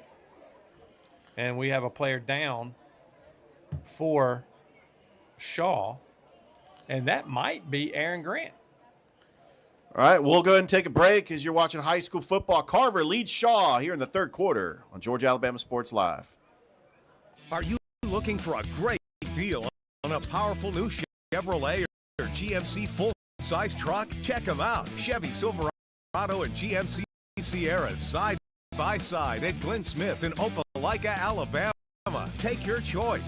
A brand new 2024 Chevrolet and GMC 1500 trucks discounted up to $15,000 off or 0% financing. Plus, no payments till next year. Here at Glenn Smith Chevrolet. Back here at Kinnett Stadium, Richard Holdridge, Mike Peacock. Aaron Grant has to come out for a play. So Shaw will have the backup quarterback in, and he bobbles the snap. He's got to hang on to it, and he does, and he gets taken down for a big loss on the play. That's Dalen Peterson, the backup quarterback, and just didn't get control of that snap right there. So a big loss after a positive play on first down. They're all the way back, Richard, at the 15-yard line. Yeah, Wisdom with a big tackle for loss. That brings up a 3rd and 21. Grant comes back into the game. You hate to see that. You had momentum, you had good field position, and now Shaw is just going backwards. Both teams will have a bye next week. Yeah. Shaw will play Spencer in 2 weeks. We hope to have that game on Georgia Alabama Sports Live. Oh, big rush. Grant's going to get loose, though. He is, and he's still on his feet. Nice job. He gets some of it back. It's going to make this punt a little bit more manageable. A nice physical run by Aaron Grant right there. He had a tackler that came up, and he just gave him a good bump and gave him a jolt and kept going, got a couple of maybe 3 or 4 extra yards after contact right there. It'll be 4th down and 4. And like you said, Richard, much more manageable for the punt here. We'll see if they make any adjustment on their punting game here from what they were trying in the first half. Markevius Yancey back to return the punt. He is at the 45-yard line. That's a line drive. And that kicked out of bounds. It was kind of shanked over shanked. there. So we're going to see where they mark it, how far up they're going to mark it before it went out of bounds. Still going to be good field position, but Shaw got the punt off. It got a little air under it that time, and I think they're going to stick with this regular traditional style of punting instead of going back to the more Australian type. Carver will also be on a bye next week, but in 2 weeks, a special Thursday night game at Otis Spencer Stadium. They're taking on Sumter County. That could be a battle for 2 undefeated teams in the region. It very well could be. So Carver still good field position. They're going to start at the 47-yard line of the Raiders. Matthew Mungden, 3 wide receivers. Play fake, little bubble screen. Bubble screen, yep. And incomplete pass. His runner tried to keep running with it before he caught it. That was number 10, Ace Thomas over there. That tried to go a little bit too fast on that play. Ace Thomas, the 3-sport athlete for the Carver Tigers, plays on the basketball team. Had some clutch moments in the semifinal against Shaw in the Muskogee County Christmas tournament. And then as a pitcher, struck out Bailey Thorne of Calvary Christian on a 3-2 pitch to end the inning. The handoff is to Kobe Caslin. He had a big hole, but it was swallowed up quick by that Shaw defense. Otis Stevens. I believe Jamon Smith was the guy who's been the punter tonight. I think he made the first contact and stood up the runner, and then he was joined by Otis Stevens. And so a 3rd and long here for Carver. They haven't seen this very much tonight. Well, Shaw defense has stopped Carver twice in the first half. Let's see if the Shaw defense can step up. Low snap. Hand off and going nowhere is the running back taken down. As that is Kobe Caslin taken down by number 55. Noah Hart with the big stop right there in the Noah backfield. Hart.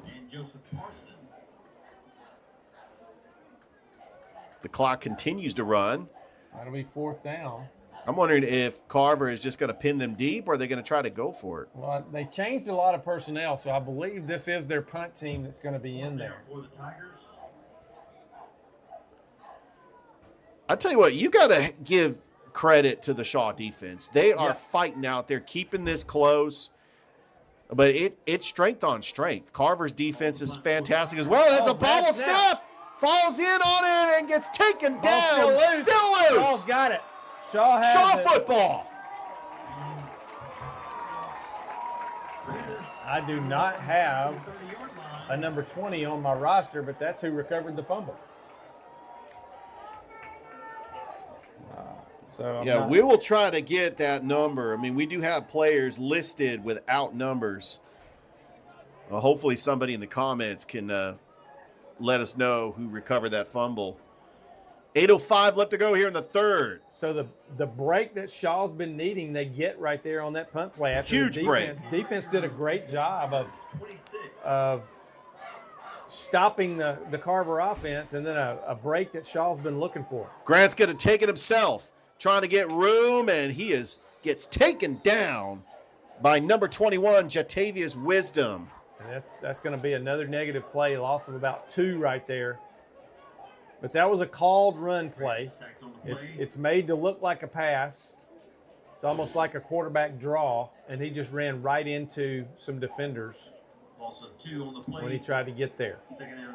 It's going to be a 2nd down and 12. This is the best field position that the Shaw Raiders have had all night. Grant, 4 wide receivers. Tried to get a jump there with the hard count. Carver this time more disciplined than they were in the first half. Grant, the handoff is to Jamar Williams. Look out. The closing speed of Tristan Given. He came from, I think, Richard, he was lined up on the left side and went all the way to the right behind the play. And, I mean, he was just a flash going through there making that tackle. We are witnessing probably a player that is probably going to be in the same stratosphere as Mykel Williams at Georgia and what he did at Hardaway. And then you have Jarvis Jones. I mean, you've had talented D linemen that's come out of the Chattahoochee Valley that's made an impact. 3rd and 15. Grant feeling the pressure, steps up, breaks a tackle. I don't know how he got out of that tackle from Tristan Givens. Wow, he got back to the line of scrimmage, and I didn't think there was any way. That was a great play by Aaron Grant just to get back to the line of scrimmage. Given was the first guy to hit him, and he got away from him, spun off, and then spun off another tackler and was able to get all the way back to the line of scrimmage. That was going to be a huge loss for Shaw right there. And Aaron Grant with some good athletic ability to get away and make something positive, even though it wasn't really a gain on the play. He got all the way back to the line of scrimmage. And a manageable 4th down here as they're going to go for it. Ball's at the 31-yard line. It's a 4th and 15, and we got a timeout. Now we got a timeout.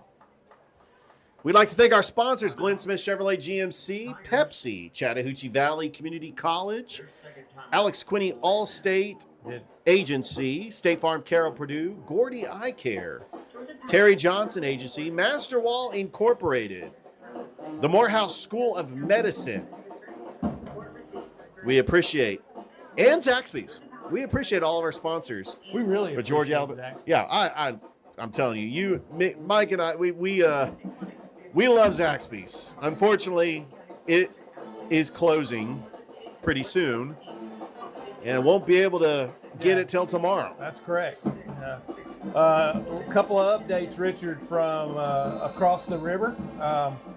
The score over at Garrett Harrison Stadium is now 7-6 Auburn. There you go. And over in Dothan has a 7-0 lead over Opelika. And that's a big matchup over there as well in that region.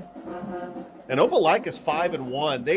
They really got to get that win over Dothan if they want to make the playoffs. Right. Dothan has struggled. They started 2-0. They've lost 3 straight.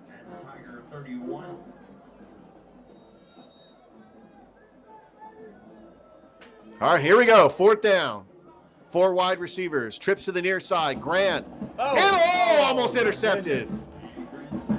He squatted on that route right there. That was trying to see the number as he gets up. That is number 12. That's Colin Hodge. He squatted that route right there, and Aaron Grant just didn't see him and tried to complete that throw, and he jumped up and had the interception. That's one of those he's going to have a bad dream about tonight when he gets home, that he had an interception and he had room to run in front of him as well. Look, I'll be honest with you, Mike. Yeah, interception would have been nice for the stat sheet, but it would have been a difference of maybe 5 yards on the field position because it was 4th down. Correct. All right, Carver will take over at the 30, up 20-0 with 5:43 left to go. Here in the 3rd quarter, it's Georgia Alabama Sports Live. It's Richard Holdridge. It's Mike Peacock on the call. Part of this quadruple header.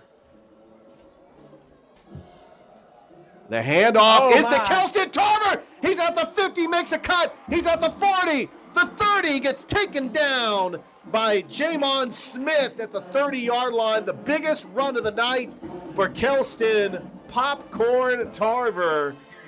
And look, he had a touchdown run as a kickoff to start the game, and that was the biggest run. Richard, he exploded through the hole right there. Oh, he really did. He was in the secondary in a hiccup, and big run, big play for Carver. Carver going hurry up. Munden, play fake. 2-step drop. Plenty of time to throw the football. Long pass, wide open. He dropped it right in the basket, Richard, and the receiver just lost control of it. Let it go through his hands, off his thigh pad, and an incomplete pass. And mark that one down. That should have been a touchdown there for the Tigers. And that was intended for number 10, Ace Thomas.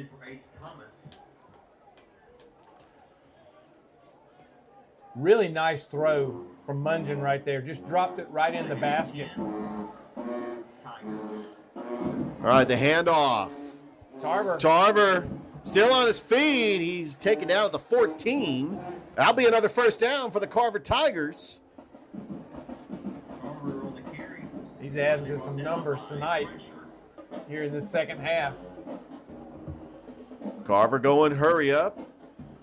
Tarver is in the backfield with Munden. Little Quick bubble pass. Screen over to Tristan Gibbons. Gibbons. He gets loose. Look at that physical frame. He is not going down. That's a physical wide receiver that you talk about, Mike, that is just a freak of nature. He really reminds me of Terrell Owens back in the day. You know, Terrell was hard to get down like that because he had, not only did he have really good speed, but he had great size and strength. And Tristan Gibbons reminds me a lot of him. Handoff, Tarver, still fighting. That's going to be that is going to be a first and goal for the Carver Tigers. And really what they want to do here in the third quarter is just to eat up clock. And they're going to go hurry up once again. And we get a whistle. Little extracurricular activities. That is a false start on Carver. Again, one of those receivers took off a little bit early on the edge. Now there's some, you're right, there's a little bit chippiness going on there. So, Mike, if you were to say, as far as the public schools in Muskogee County, what is the most fiercest rival? A lot of people would say it's Shaw and Carver because they remember how intense this rivalry was in the early 2000s. They go back to the history of that. And, you know, coming into today, you know, in the modern time, who do you think the biggest rivalry is now in Muskogee County? Right now, it's Carver and Spencer. Yeah, I think so. And, I mean, that's been a traditional rivalry forever, and Carver's kind of dominated that series. But I tell you what, we got another rivalry renewed. Next week, we will be at Otis Spencer Stadium for the Midtown Showdown. Midtown Showdown. What a They're great name. They're bringing that back. They're tailgating and everything. Hardaway and Columbus. What a rivalry. And speaking of which, you can catch in office hours, The Real Life of an AD. That will air this Wednesday. We got Coach Kendall Mills, Coach Danielle McCoy, Coach Joe Kegler, Coach Anson Hunley. And half of those ADs are going to be involved in the Midtown Showdown. I know they're going to be talking that up. And folks, if you're wondering what's going on the field, the officials have been conferencing since the end of that play, and there was a little bit of extracurricular activity. Who's this going to be on? And you've got it's on Shaw. It's going to be half the distance. You've got multiple fouls here. There was an illegal procedure penalty against Carver. Then there were unsportsmanlike conduct penalties against both teams. And I don't know that there's going to be a mark-off here, but there were multiple unsportsmanlike conduct penalties for the chippiness after that. I'm going to assume that all of these offset. And they're still going to be right there, first and goal inside the 5, but we'll see what happens here.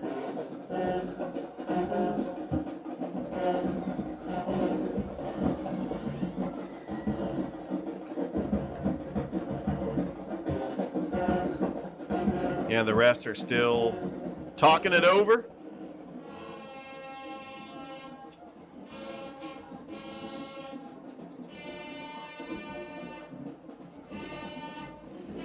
Give us an opportunity to look at the other scores as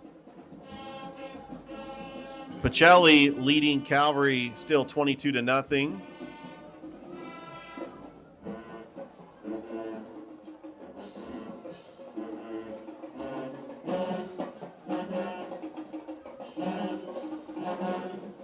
Glenwood leading Randolph County 20-14. That's taking on the signs of being a little bit of a track meet over there they're at Glenwood. They are at Glenwood. They are at Glenwood.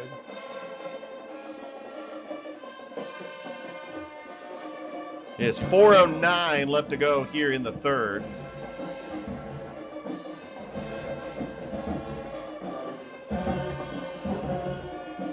Well, it gives us a time to I guess everything has been explained now to both coaches. So we're going to see here. Finally, we're going to get the result. Are these all going to offset? Are they going to? What are we going to do here as far as these penalties go? All right, see what the white hat says. Now they're moving both teams to the sidelines, and now we're going to have another officials conference, and we're going to figure out what's going on here. Well, it'll give us an opportunity to thank our sponsors once again: Glenn Smith Chevrolet GMC, CVCC, Zaxby's, Terry Johnson Agency, Alex Quinney Allstate, Masterwall Incorporated, Gordy Eye Care, Pepsi, State Farm, Carroll Purdue, and the Morehouse School of Medicine. And this also gives us a chance here, Richard, to remind people, if anybody's listening tonight and you would like to become a sponsor That's right. of Georgia Alabama Sports Live and get in on this and how we are bringing live broadcasts to all of the high schools in the area that participate with us, all you got to do is get in touch with Thrift Behringer. You can email him at GAALsportslive@gmail.com. And this, I will tell you, I've not seen. I've been around a while, Richard, and I've not seen a service like this to the communities that Thrift has put together, and through his work with DJ Jones and all of that, and they've come. You know, he's brought this thing on from a fledgling few games here and there, and now, you know, if I heard the number right, going to be doing over 400 games this year. 400 games. Doing 4 tonight. 4 tonight. Kelston Tarver to the end zone. Touchdown, Carver. That was easy for Carver. He was untouched. That was Kobe Castlin, rather. Kobe Castlin. Kobe Castlin on the touchdown. I was trying to get a visual of his number. But Kobe Castlin with the touchdown there. Carver now leads 26-0. And here comes the kicker. Kendrick Pierce Spencer, the kicker for Carver. And they've got some personnel missing here. There he comes onto the field. Trying to get their personnel ready to go. On to attempt this extra point. The snap, the kick, and the kick is good. So with 3:48 left to go here in the third quarter, Carver leads Shaw 27-0. All right, we'll be back as you're watching high school football here on Georgia Alabama Sports Live. My name is Sergeant Jason Swells, and this is my CVCC story. Class sizes were not too large. The professors in each class had time to talk. It was almost like a one-on-one experience. One of my daughters is a student at CVCC right now. She's going through the arts program. I've got another son who's right behind her who's about to graduate school, and he's already talking about going to CV, and he's ready for it. CVCC did prepare me for my career. They made sure you knew the subject before you walked out of the class, before you took the test. They dedicated 100% of themselves to it. It was a great experience, and I could say for anybody who's deciding or thinking about going into criminal justice, CVCC got my vote all day long because they're on top of their game. Back here at Kinnett Stadium, Carver leads Shaw 27-0 on a touchdown run by Kobe Castlin. Carver has shut out their opponents in the last 3 games. They are 5-1 on the season. Shaw is 3-3, trying to get a playoff berth. But you know, the playoff format, the top 2 teams will get the automatic berths, and then the rest of the teams will be in an at-large pool. Right. And it will go off strength of schedule and margin of victory. And so every little bit matters. The BCS of high school football. There you go. Pacelli leading Calvary 29-0 at the half. As there's a run by Julian Harris. Actually, Grant on the keeper there. It was a great fake by Harris. Yeah, I thought Harris had the ball. He had the football, but Aaron Grant actually kept the football, gained about a yard, and a player is down for Carver. looks like one of their defensive linemen. Can't see a number just yet. That's number 95, Zamar McGee. Their nose guard. The junior. So Carver led by their head coach, Pierre Coffey, that got Carver to the semifinals last year where they hosted a game at Otis Spencer, but fell to Savannah Christian. The year before, they lose to Oconee County in the quarterfinals. And 3 years ago, they went to the state championship and lost to Benedictine in 2021. They were a 4A. So they were in 4A, 3A, and then now in 2A. And they're one of the top teams in 2A. 2nd and 9. The give. He's going to get loose, though. Oh, what a play. But his flag is on the play, and that is Julian Harris. Now. 2 flags on the play. That might be coming back. One at the interior line, which is probably going to be a holding, and one downfield. So. Yeah, I think that's coming back. Both of them are holding, I believe.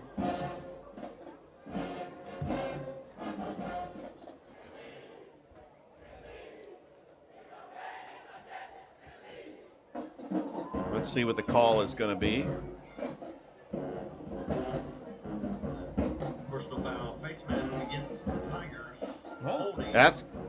Those penalties are going to offset. They're going to replay the down.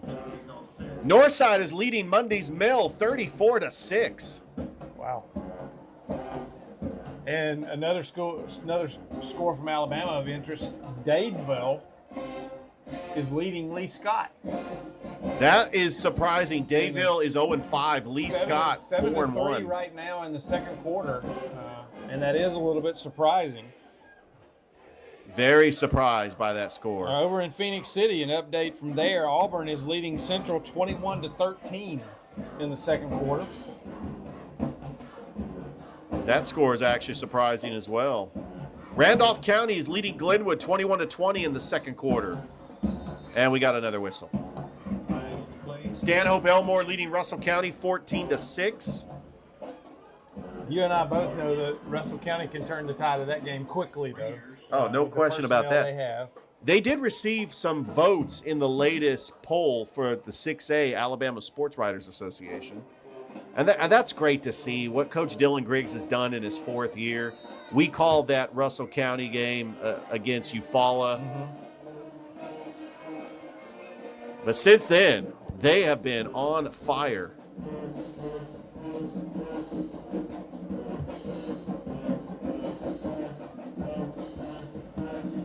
Second down and 13. Another carry, and looks like Tristan Givens was on the tackle.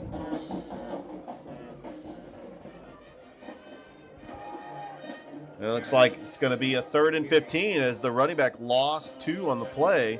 That was Julian Harris with a 2-yard loss. Well, this Carver defense just will not take their foot off the, the proverbial throat of the Shaw offense right now. Carver is just controlling the line of scrimmage. Every now and then, Shaw gets a play and gains some yardage. But for the most part, this game has been dominated by the Carver defense. Well, the last 3 games, Carver has shut out their opponents, and they have dominated. As Grant throws long, and he's wide open! Oh! Missed a wide open receiver. That was John Brown. And I'm not sure if John Brown had just not kept running right there, Richard, that he might have been able to make that catch a little further downfield. But he got turned and started backpedaling a little bit, and you can't move in a backpedal like you can running forward. But he was wide open. It was a great play call that's going to set up 3rd and 15.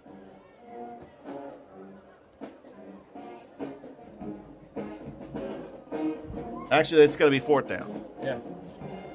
Back to receive this punt is Marcavius Yancey. Carver's going to get great field position, and with the quarter starting to wind down, I think Carver is just going to try to run some clock. That's not a good punt. It's going to fall right at the 42-yard line, and Carver will take over in Shaw field position. And they are They are definitely doing much better, Richard, on the punting game, going back to the traditional style of punting. They actually did get some yardage downfield there. Some of those other punts were being partially blocked. They were not traveling very far. So they've adjusted that, and they've shut that Australian style of punt and at least getting up the field. But again, great field position for Carver. In motion, Mungden, the handoff is to the new back in there, Jatavius Wisdom, number 21 on the carry. He got about a 7-yard gain, 8-yard gain rather. It's a 2nd and 2.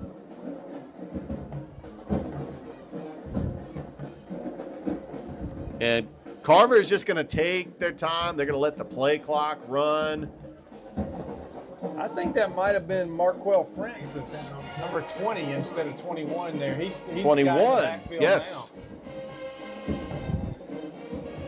Yeah. And that is, you're right. You're right, Mike. It is Marquell Francis, the backup running back. He's also a junior. Howard on the stop for the Raiders. That is a first down. Yeah, that's going to be a first down for Carver.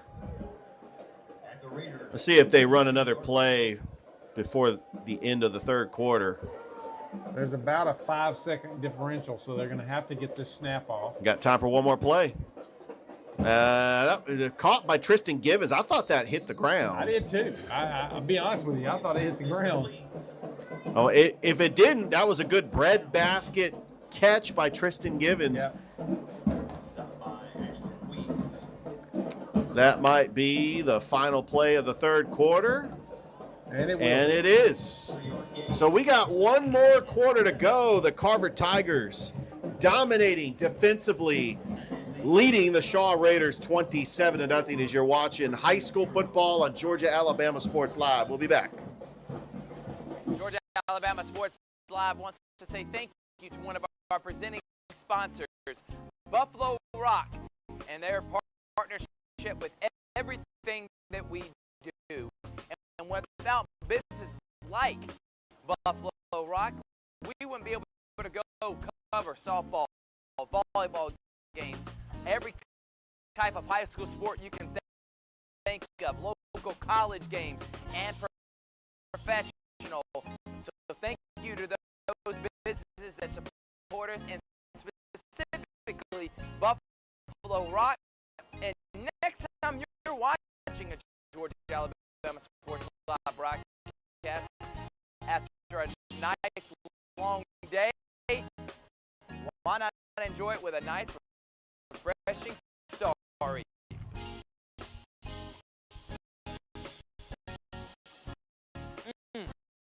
The best lemon lime soda around.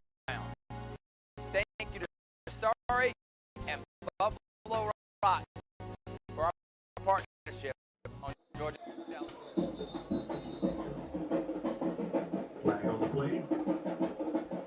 On start. Welcome back. Start of the fourth quarter. Georgia-Alabama Sports Live. Richard Holdridge, Mike Peacock on the call. As the Carver Tigers got ourselves a false start on that Carver offense. Now, I don't know if this is really, I don't know if this is correct, but it's showing that Russell County is now up 21-14 over Stanhope Elmore. There you go. The handoff is to Marquell Francis. And he doesn't get a whole lot there. So he's going to let the clock run.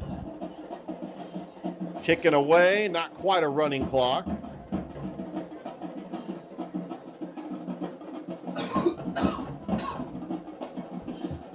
But I tell you, I've been impressed with Shaw's defense. They have had a couple of stops against Carver. Yeah, and they have a chance for a stop here. Shaw's defense has not stopped playing hard, but they've got to be getting a little bit worn down. And there's another chunk what a play. run. That was a chunk play close to the marker by Marquell Francis. This will be a going for it on fourth down. Yeah. And it's Francis on the carry 4th and about 4.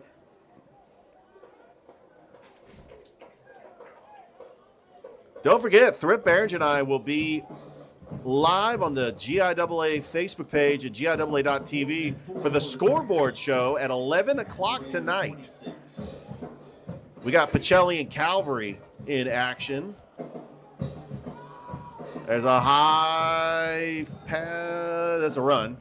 I believe that's going to be a first down. Yes, it is. Yeah, good job there by that was Markel Francis again. Markel Francis again. I mean, his jersey is kind of crunched up. Yeah. But, yeah. He goes out this time, and Bryson Headley comes in. Carver doing a good job just running the football. Well, I think that's Jonathan Pearson. Yeah, Jonathan Pearson, who is a freshman. Handoff is to Pearson. Pearson gets about 4 yards. And we've got a flag on the play.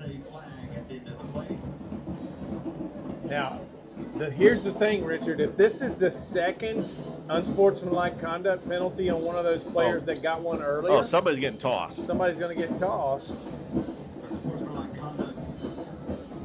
It is against the Tigers. Yeah, it's going to put them back a little bit. Evidently, it was not one of the guys who had a penalty earlier in that little chippiness that took place earlier. All right, ball on the 44-yard line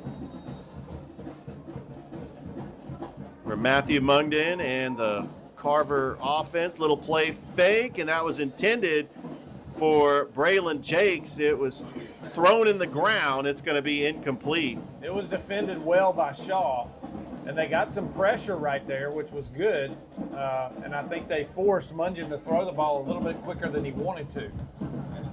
And that does stop the clock with 9:45 left to go here in the 4th. Carver is just trying to get out of here with a win. They usually play their home games at Otis Spencer. Sometimes they'll play a home game here at Kinnett Stadium. I was actually here for the Hayfield Charter game on that Saturday afternoon here at Kinnett. Oh, flag. Bubble screen. That's Ace Thomas, and he gets taken down for a loss, but let's see what the penalty is. I don't know. Is it illegal motion? Or It might be because it was before the snap. It is going to be declined.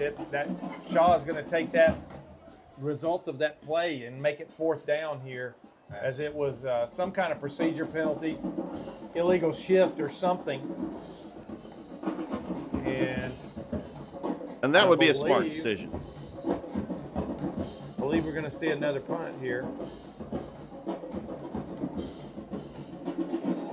Jay-Sean Hall will be the punter. Last time, remember, Shaw got a big break because there was a bad snap on the punt. And That's right. Ended up getting really good field position. So we'll see what happens here. Jamar Williams back to receive this punt for the Raiders. There's a punt. It's high. It's going to bounce at the 20. Take a friendly Carver bounce, and it's still rolling, and it goes to the 12-yard line. So with 9:07 left to go, that is where Shaw will take over on offense. And again, they're kind of bottled up in their end of the field, but we'll see if they can get something going offensively here. Mike, my observation, the way Shaw's been playing Carver, you got to look. Carver beat Hardaway last week 42-0. Mm-hmm. They beat Columbus 49-0. They beat Northside 26-0. If you're Shaw, you've got to have a lot of confidence knowing that you're hanging around. The defense has been playing good, getting some stops, and you just move on to play Spencer with a chance to possibly get a playoff berth. Right. All right, Aaron Grant's got 4 wide receivers. Look, Carver's showing blitz.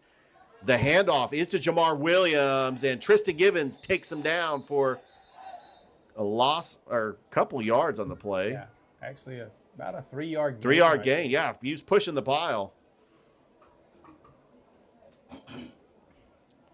You got to give credit to this Carver defense, led by their defensive coordinator, Justin Newman.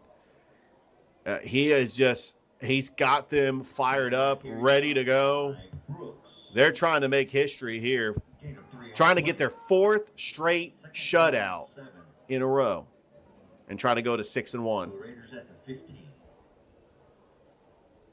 Shaw at their own 15.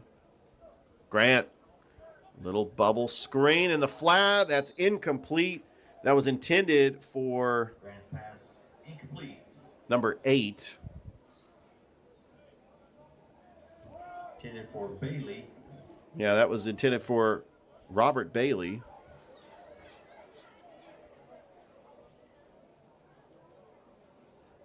All right, the Raiders are taking a little bit of time to get lined up there. Yeah, stops the clock with 8:15. It's a 3rd and 8. Play clock is already down to 10. Shaw 3-3 on the year. 2-1 in region play. So this would be a high snap. Grant looking to throw, airs it out, and that is going to be what a catch by Robert Bailey! 10-5 touchdown, Shaw Raiders! Wow, what a play by Aaron Grant! Just threw it on a dime, and Shaw scores a touchdown. And there will be no shutout. There will be no shutout. That is a huge play, Richard. That's 85 yards, I believe, on that play. And Aaron Grant just dropped it right on a dime to a full in-stride receiver, Robert Bailey. And Bailey didn't drop that one. Unbelievable. Just pitch and catch. Bailey was wide open. And let's see Shaw try to add to their scoring total.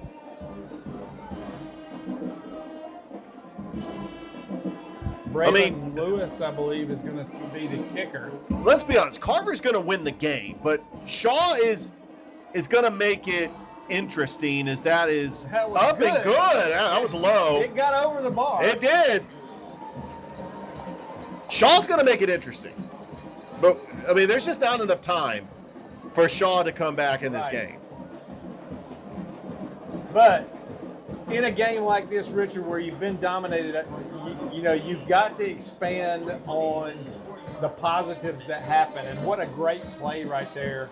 That'll be a highlight play for the rest of the year for the Shaw team.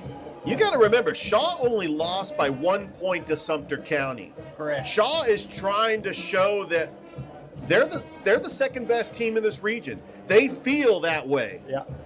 They got a big game in 2 weeks against Spencer. Mark my word, we will be on the call for Georgia Alabama Sports Live. There is no question about that. That is a huge game, and would love to get a score update. Spencer is taking on Sumter County right now in Americus.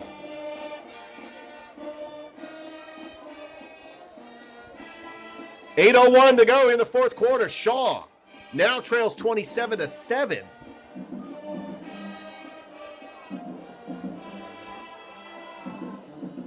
Little onside kick.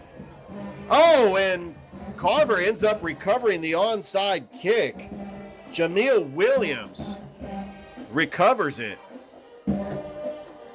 A little trickery there, Mike. Yeah, trying to get the ball back, trying to catch Carver by surprise there. And Carver was able to get on the ball. And, Richard, when you have that situation, what you give up with that onside kick is you give up great field position again. Yeah. For the Carver offense. Ball's at the 44-yard line. Carver. 7:59 left to go here in the game.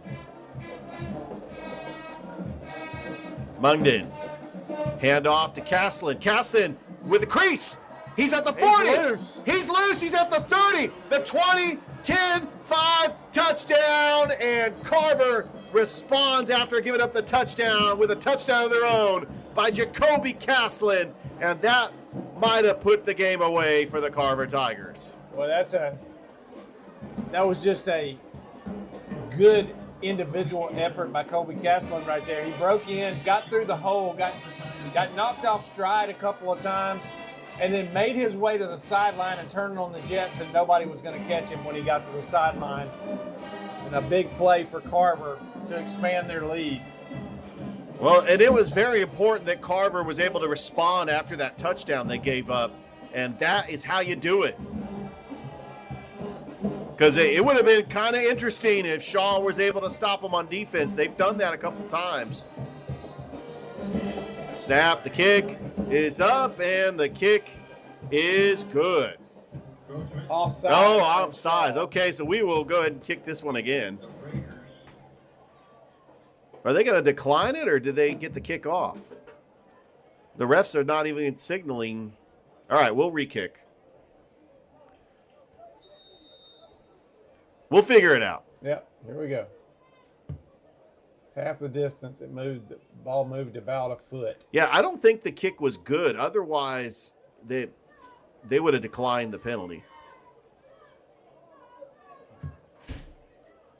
The snap, the kick is up, and the kick is good. So with 7:42 left to go. Here in the game, the Carver Tigers lead the Shaw Raiders 35-7. We'd like to thank our sponsors: Glenn Smith Chevrolet GMC, Pepsi, CVCC, Gordy Eye Care, Terry Johnson Agency, Master Wall Incorporated, State Farm, Carroll Purdue, Zaxby's, Morehouse School of Medicine, Alex Quinney, All-State Good Hands Player of the Game, and Mike, I got a nominee for the Good Hands Player of the Game. I'm thinking Kelston Popcorn Tarver. I'm inclined to agree with you. He had a big touchdown run. He had that kickoff return for a score, and I think he's our leading candidate at the moment. At the moment, leading candidate. Hey, Glenwood leading Randolph County 34-21. How about that score? How about that?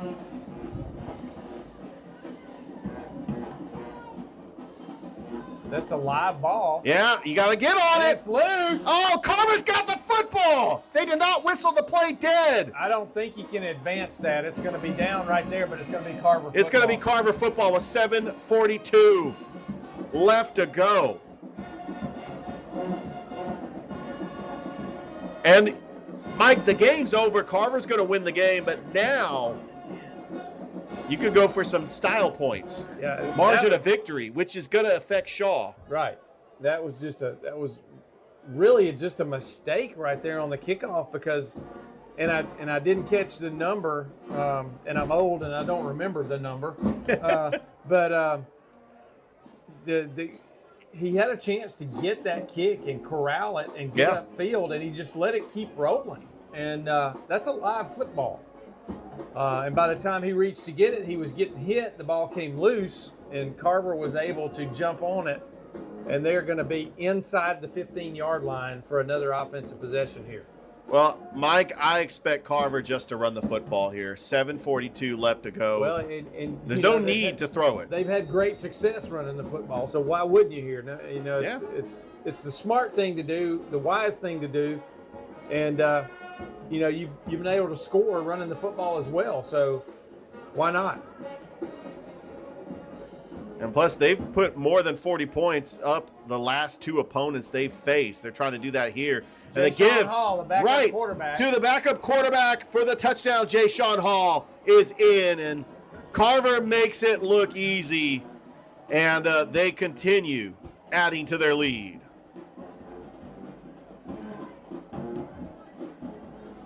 Well, Mike, that right there, that was demoralizing for the Shaw. Pretty much slam the door on that slammed the door on the Shaw defense. But you're right, that is a demoralizing turn of events right there. First, the mistake by the receiver on the kickoff, letting the ball roll and getting the turnover, and then the first play touchdown from Carver just kind of poured salt in the wounds there a little bit.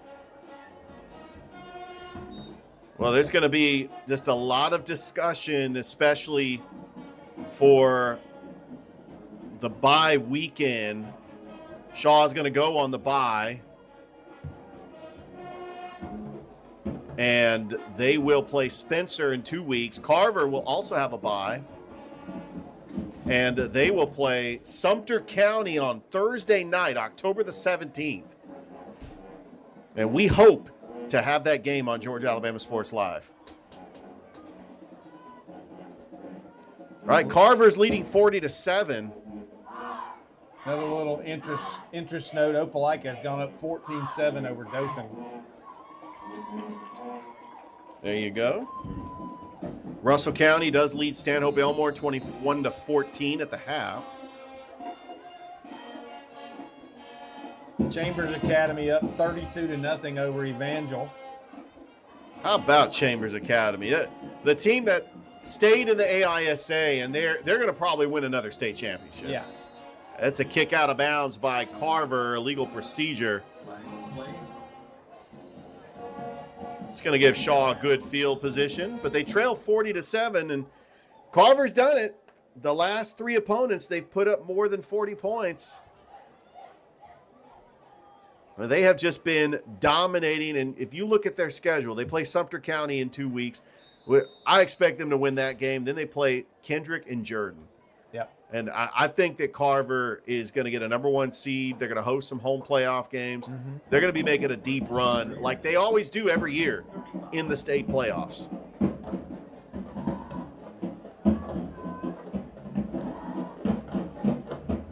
Shaw with the football. The backup quarterback is in there. The handoff is to the running back. That's number 43, Woodrow Clay, a freshman. I think at this point they're going to have a running clock. Dalen Peterson is the quarterback that's in. And he's only a freshman too, so the future is bright for the Shaw Raiders. We are seeing the future for Coach Johnny Garner and the Shaw Raiders. By the way, ran into legendary Coach Charles Flowers. He attends all the Shaw games, won the state title, actually here on this field against Statesboro in the year 2000. And then he turns around and wins a baseball title in 2001. Yeah, pretty strong pitching staff on that baseball team. Yeah, and I'm thinking of former NFL players, Troy Bergeron. Remember, he played for the Falcons. Also, he played for the Columbus Lions. Yeah. Philip Wheeler, 6 career sacks in the NFL. His best season was in 2013 for the Miami Dolphins. Had 85 tackles. Yeah. And of course, Jonathan Bam Rivers, our broadcasting colleague, also played for Shaw. Coach Damian Daniels, the Nighthawk, the Columbus Lions head coach. Bruce Figgins, tied in at Georgia, now the head coach at Chatco, which, by the way, they're taking on Central Talbotton. Yeah. Hey, going back to Coach Flowers and that baseball team, he had 2 guys that actually made it to the major leagues. Edwin Jackson and Stephen Register. Yeah. Of course, Jackson stuck around a little longer in the majors than Register did, but to have 2 pitchers off that state championship team make it all the way to the major leagues is it's incredible. Tremendous. Yeah, we're starting to see the backups in here now for both teams.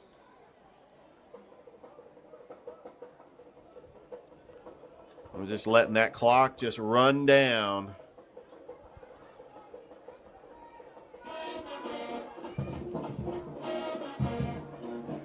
It'll be third and about 4 yards. And this is what you want to see. You want to see some positives from your backups to try to get something going.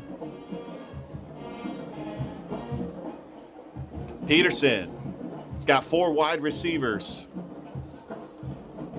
in the shotgun. Clay in the backfield. Peterson back to pass, looking, throws, and that looks like it's going to be a catch. It is. That is a catch. That's going to be a first down for Shaw. To the receiver. That is number 8.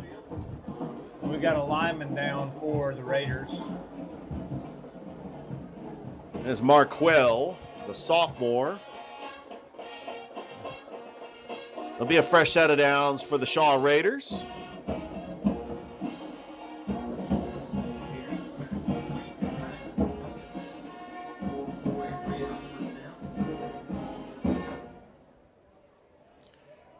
Last night, LaGrange ends up beating Whitewater 42-14. Troup County is taking on Upson Lee. They were leading in that game. We're trying to get a score update on that game. Northside still leading Mundy's Mill 34-6. And they really Or need that's that. the last update we had. And they really need that because they had a 2-game losing streak. They started 3-0. They lose to Carver and Harris County. Halftime score from Phoenix City, 21-20 Auburn against the Red Devils.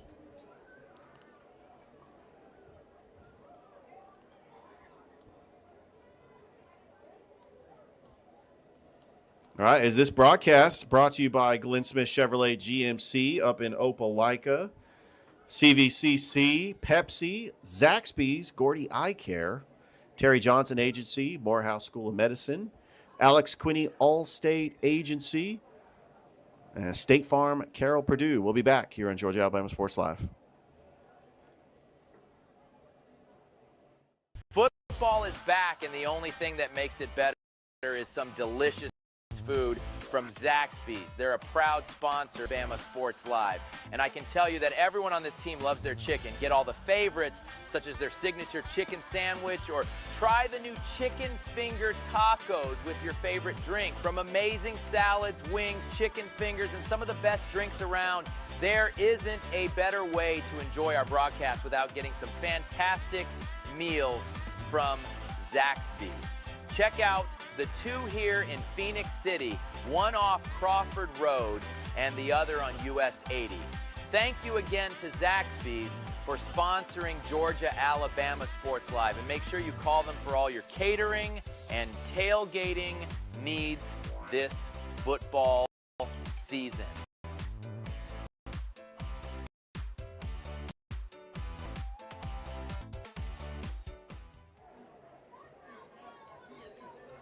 Back here at Kinnett Stadium, Richard Holdridge, Mike Peacock.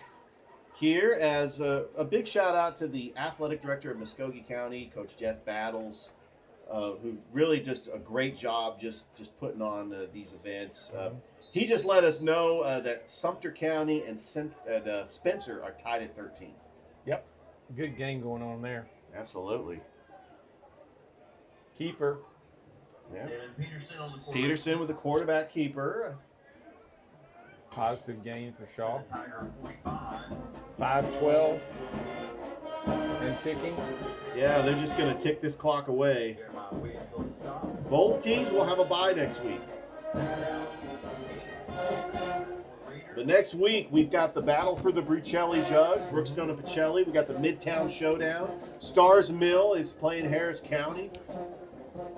We've got a fantastic slate of games next week.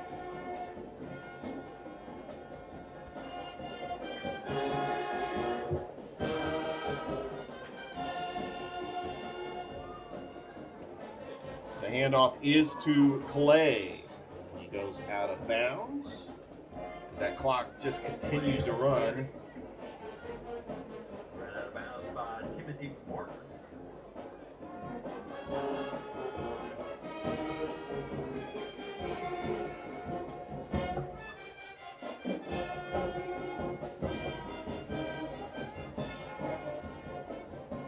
As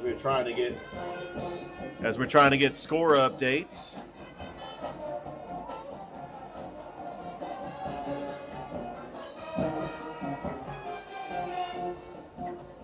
It is homecoming for Glenwood.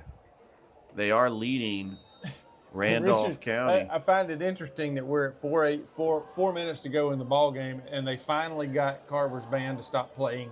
That is funny. That's the first time the official looks like the official had even paid attention. Oh, I think that's going to be That's intentional grounding. incomplete. It is, but there was no receiver in sight. I think the refs are just going to. I think they're going to let it go. They're going to let it go, but 'Cause it was stops in the clock. in the grasp and It does stop the clock with 4:01. Glenwood leads Randolph County 41-21. Wow. I think Glenwood, they were supposed to play Wadley last week. That game got canceled because of the hurricane and the road conditions. But I think that Glenwood, they could go unscathed. They got Lee Scott, But I think that they got a very favorable schedule, not only to make the playoffs, but to host a couple of playoff games. Griffin did score a touchdown in a 2-point conversion. They trail Harris County 24-8 now. Lee Scott is down 7-3 at Dadeville at the half. Talk about It's it. interesting that they're struggling like that. Yeah, and the punt is away. By the way, Beulah ends up beating BB Comer. They did in a track. They did. Yeah. 43-40. Was that what it was? 43. There you go. You called the Glenwood Beulah game. I did. You know how explosive the Beulah offense can be, but they can, and you know they were a fun team. That was a fun football game to do because Glenwood finally took control of the game, but Beulah never let up. They were in the game for most of the, well into the third quarter before Glenwood finally started to pull away. But you're right, they are explosive both through the air and on the ground, and got one of the best high school kickers I've seen in a long time. I was really impressed by their kicker, who is also a good receiver and a good defender on the defensive side of the football too. So he's an athlete, not just a kicker. And that's always great to see, especially when we knew that Glenwood was going to be in 3A, that their natural rival would be Beulah because they're only 30 minutes away from Glenwood. All right, that's going to – I think Shaw is staying on – no, it's the – Carver is just backed up. Yeah, there was a penalty there. I didn't see exactly what it was. There was a 15-yard penalty. Yeah, that's going to back Carver up. Looks like the backups are in there for the Carver Tigers. The handoff is to number 20, Markel Francis.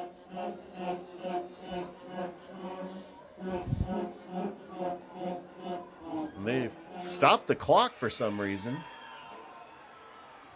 I tell you, there's something. Yeah, Shaw ended up calling a timeout. I figured you might as well call your timeouts. You can't take them home with you. That's right. They don't fit on the bus very well. I tell you what, I really anytime two Muskogee County schools play at Otis Spencer or Kinnett, you see both fan bases. I mean, it's very unique, especially just passionate fans on both sides. And I really love the fact that this rivalry is back. Yep.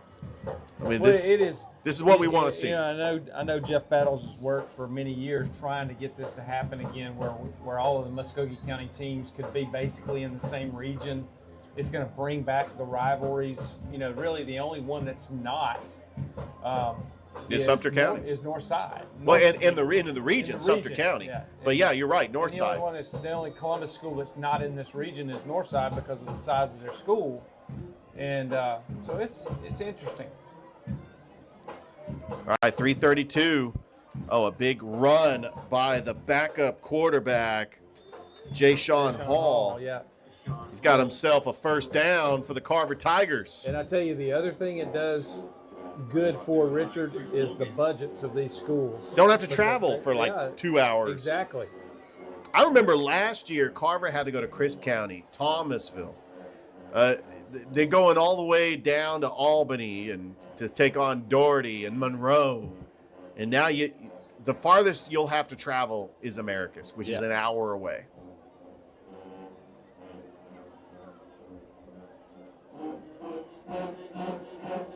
All right, 2:50 left to go here in this game. Carver just trying to get out of here with a win.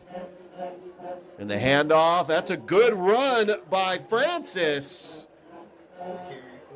And Markel Francis is showing some speed on the outside. At one point, this was 27-7. And there was just a split second where I thought maybe Shaw could keep this close. But Carver has done a great job responding. And we're going to go ahead and make it official, Mike. Our All-State Good Hands player of the game is Kelston Popcorn Tarver. Congratulations. Alex Quinney, you're in good hands with All-State. Little quarterback keeper to Jay Sean Hall, and he gets taken down. Another first down for Carver. And late on the play. And a flag late. Yeah, but hold up. Let's hold up play. everything. Let's see what this is. What is the flag going to be on? They do stop the clock with 1:55. Looks like it's going against Carver. And it's just going to delay this game. I know that both fan bases and the players Foul against Carver. want to try to get out of here with no injuries, and they both get ready for their bye weekend. Carver's gotten a little sloppy here in the second half, Richard, with some of the unsportsmanlike conduct. Oh, they have. Fouls. They've had some major distance penalties against them, and that was another personal foul right there. Some things they can definitely clean up. They have dominated this football game, but it's not been perfect by any means. Low snap. The handoff is to Francis. And nothing but silver and black jerseys trying to take him down.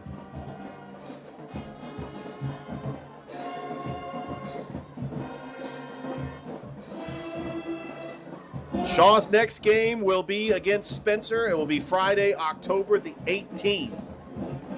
And we should be on the call for Georgia Alabama Sports Live. I want to try to pull off that quadruple header like we've had tonight. What a night for Georgia Alabama Sports Live to have 4 games going on at the same time on a Friday night.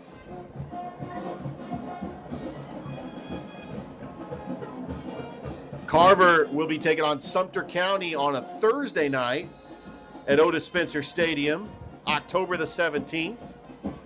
And it could be for the region. But let's see how Spencer does against Sumter County. They're tied. Another penalty 13. against Carver. Oh, man. I tell you, there's been a lot of penalties in this game, Mike. That one a 5-yarder. I don't know if it was a snap infraction or what, but well, the clock continues to run. After making some nice gains on this drive, they've gone backwards. Yeah, a little play nice fake. play. Yeah, that was a nice bootleg by Jay Sean Hall, and he's still on his feet. Oh, and what a tackle by Trenton Patton, the sophomore. They might just let this clock wind down. They don't have to snap the ball again. They don't. Now. That might be the last play of the game. Yeah, that's going to be the final play of the game. As the final 12 seconds click off. Tick, tick, tick. It looks like the Carver Tigers are going to continue their win streak, remain undefeated in region play, and go to 6-1 with a big win over the Shaw Raiders, 40-7. I'll tell you what a game. Shaw made it interesting, but Carver has proven that they are one of the top teams in 2A. Well, they are the dominant team here in Columbus right now, and I think they're gonna continue that. You know, with the schedule they've got coming up, that's gonna be a big one with them in Sumter for sure. You know, Shaw had a great effort tonight. They had some positive spots in the game, but Carver just dominated this game, and I think it set the tone when Kelston Tarver ran the opening kickoff back for a touchdown. I said that just really set the tone for the entire night for both Carver and Shaw. And he was the Alex Quinney All-State Good Hands Player of the Game. And we want to thank Montavious Walton, our producer here. Without him, none of this would have been possible. I want to thank you, Mike Peacock. I'm Richard Holdridge. Mike, any final thoughts before we get out of here? Well, you know, I like the effort out of Shaw tonight. They never gave up. You know, they had chips stacked against them. Of course, they made some mistakes. So did Carver. But, you know, Shaw's got some positive things to build on. A great touchdown pass late in the game from Aaron Grant. And some positives to build on. And they're not going to give up. They're going to keep getting after it the rest of this season and try to build on their success.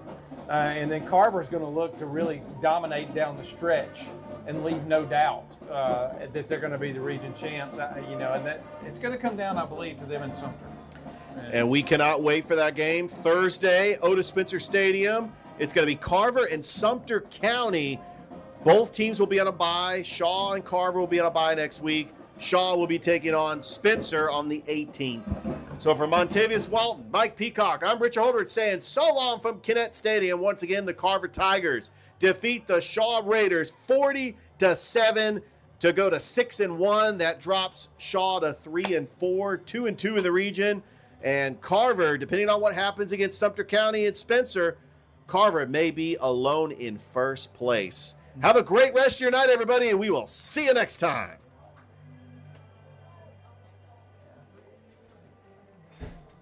All right, so there's no one down and out. All right, thanks.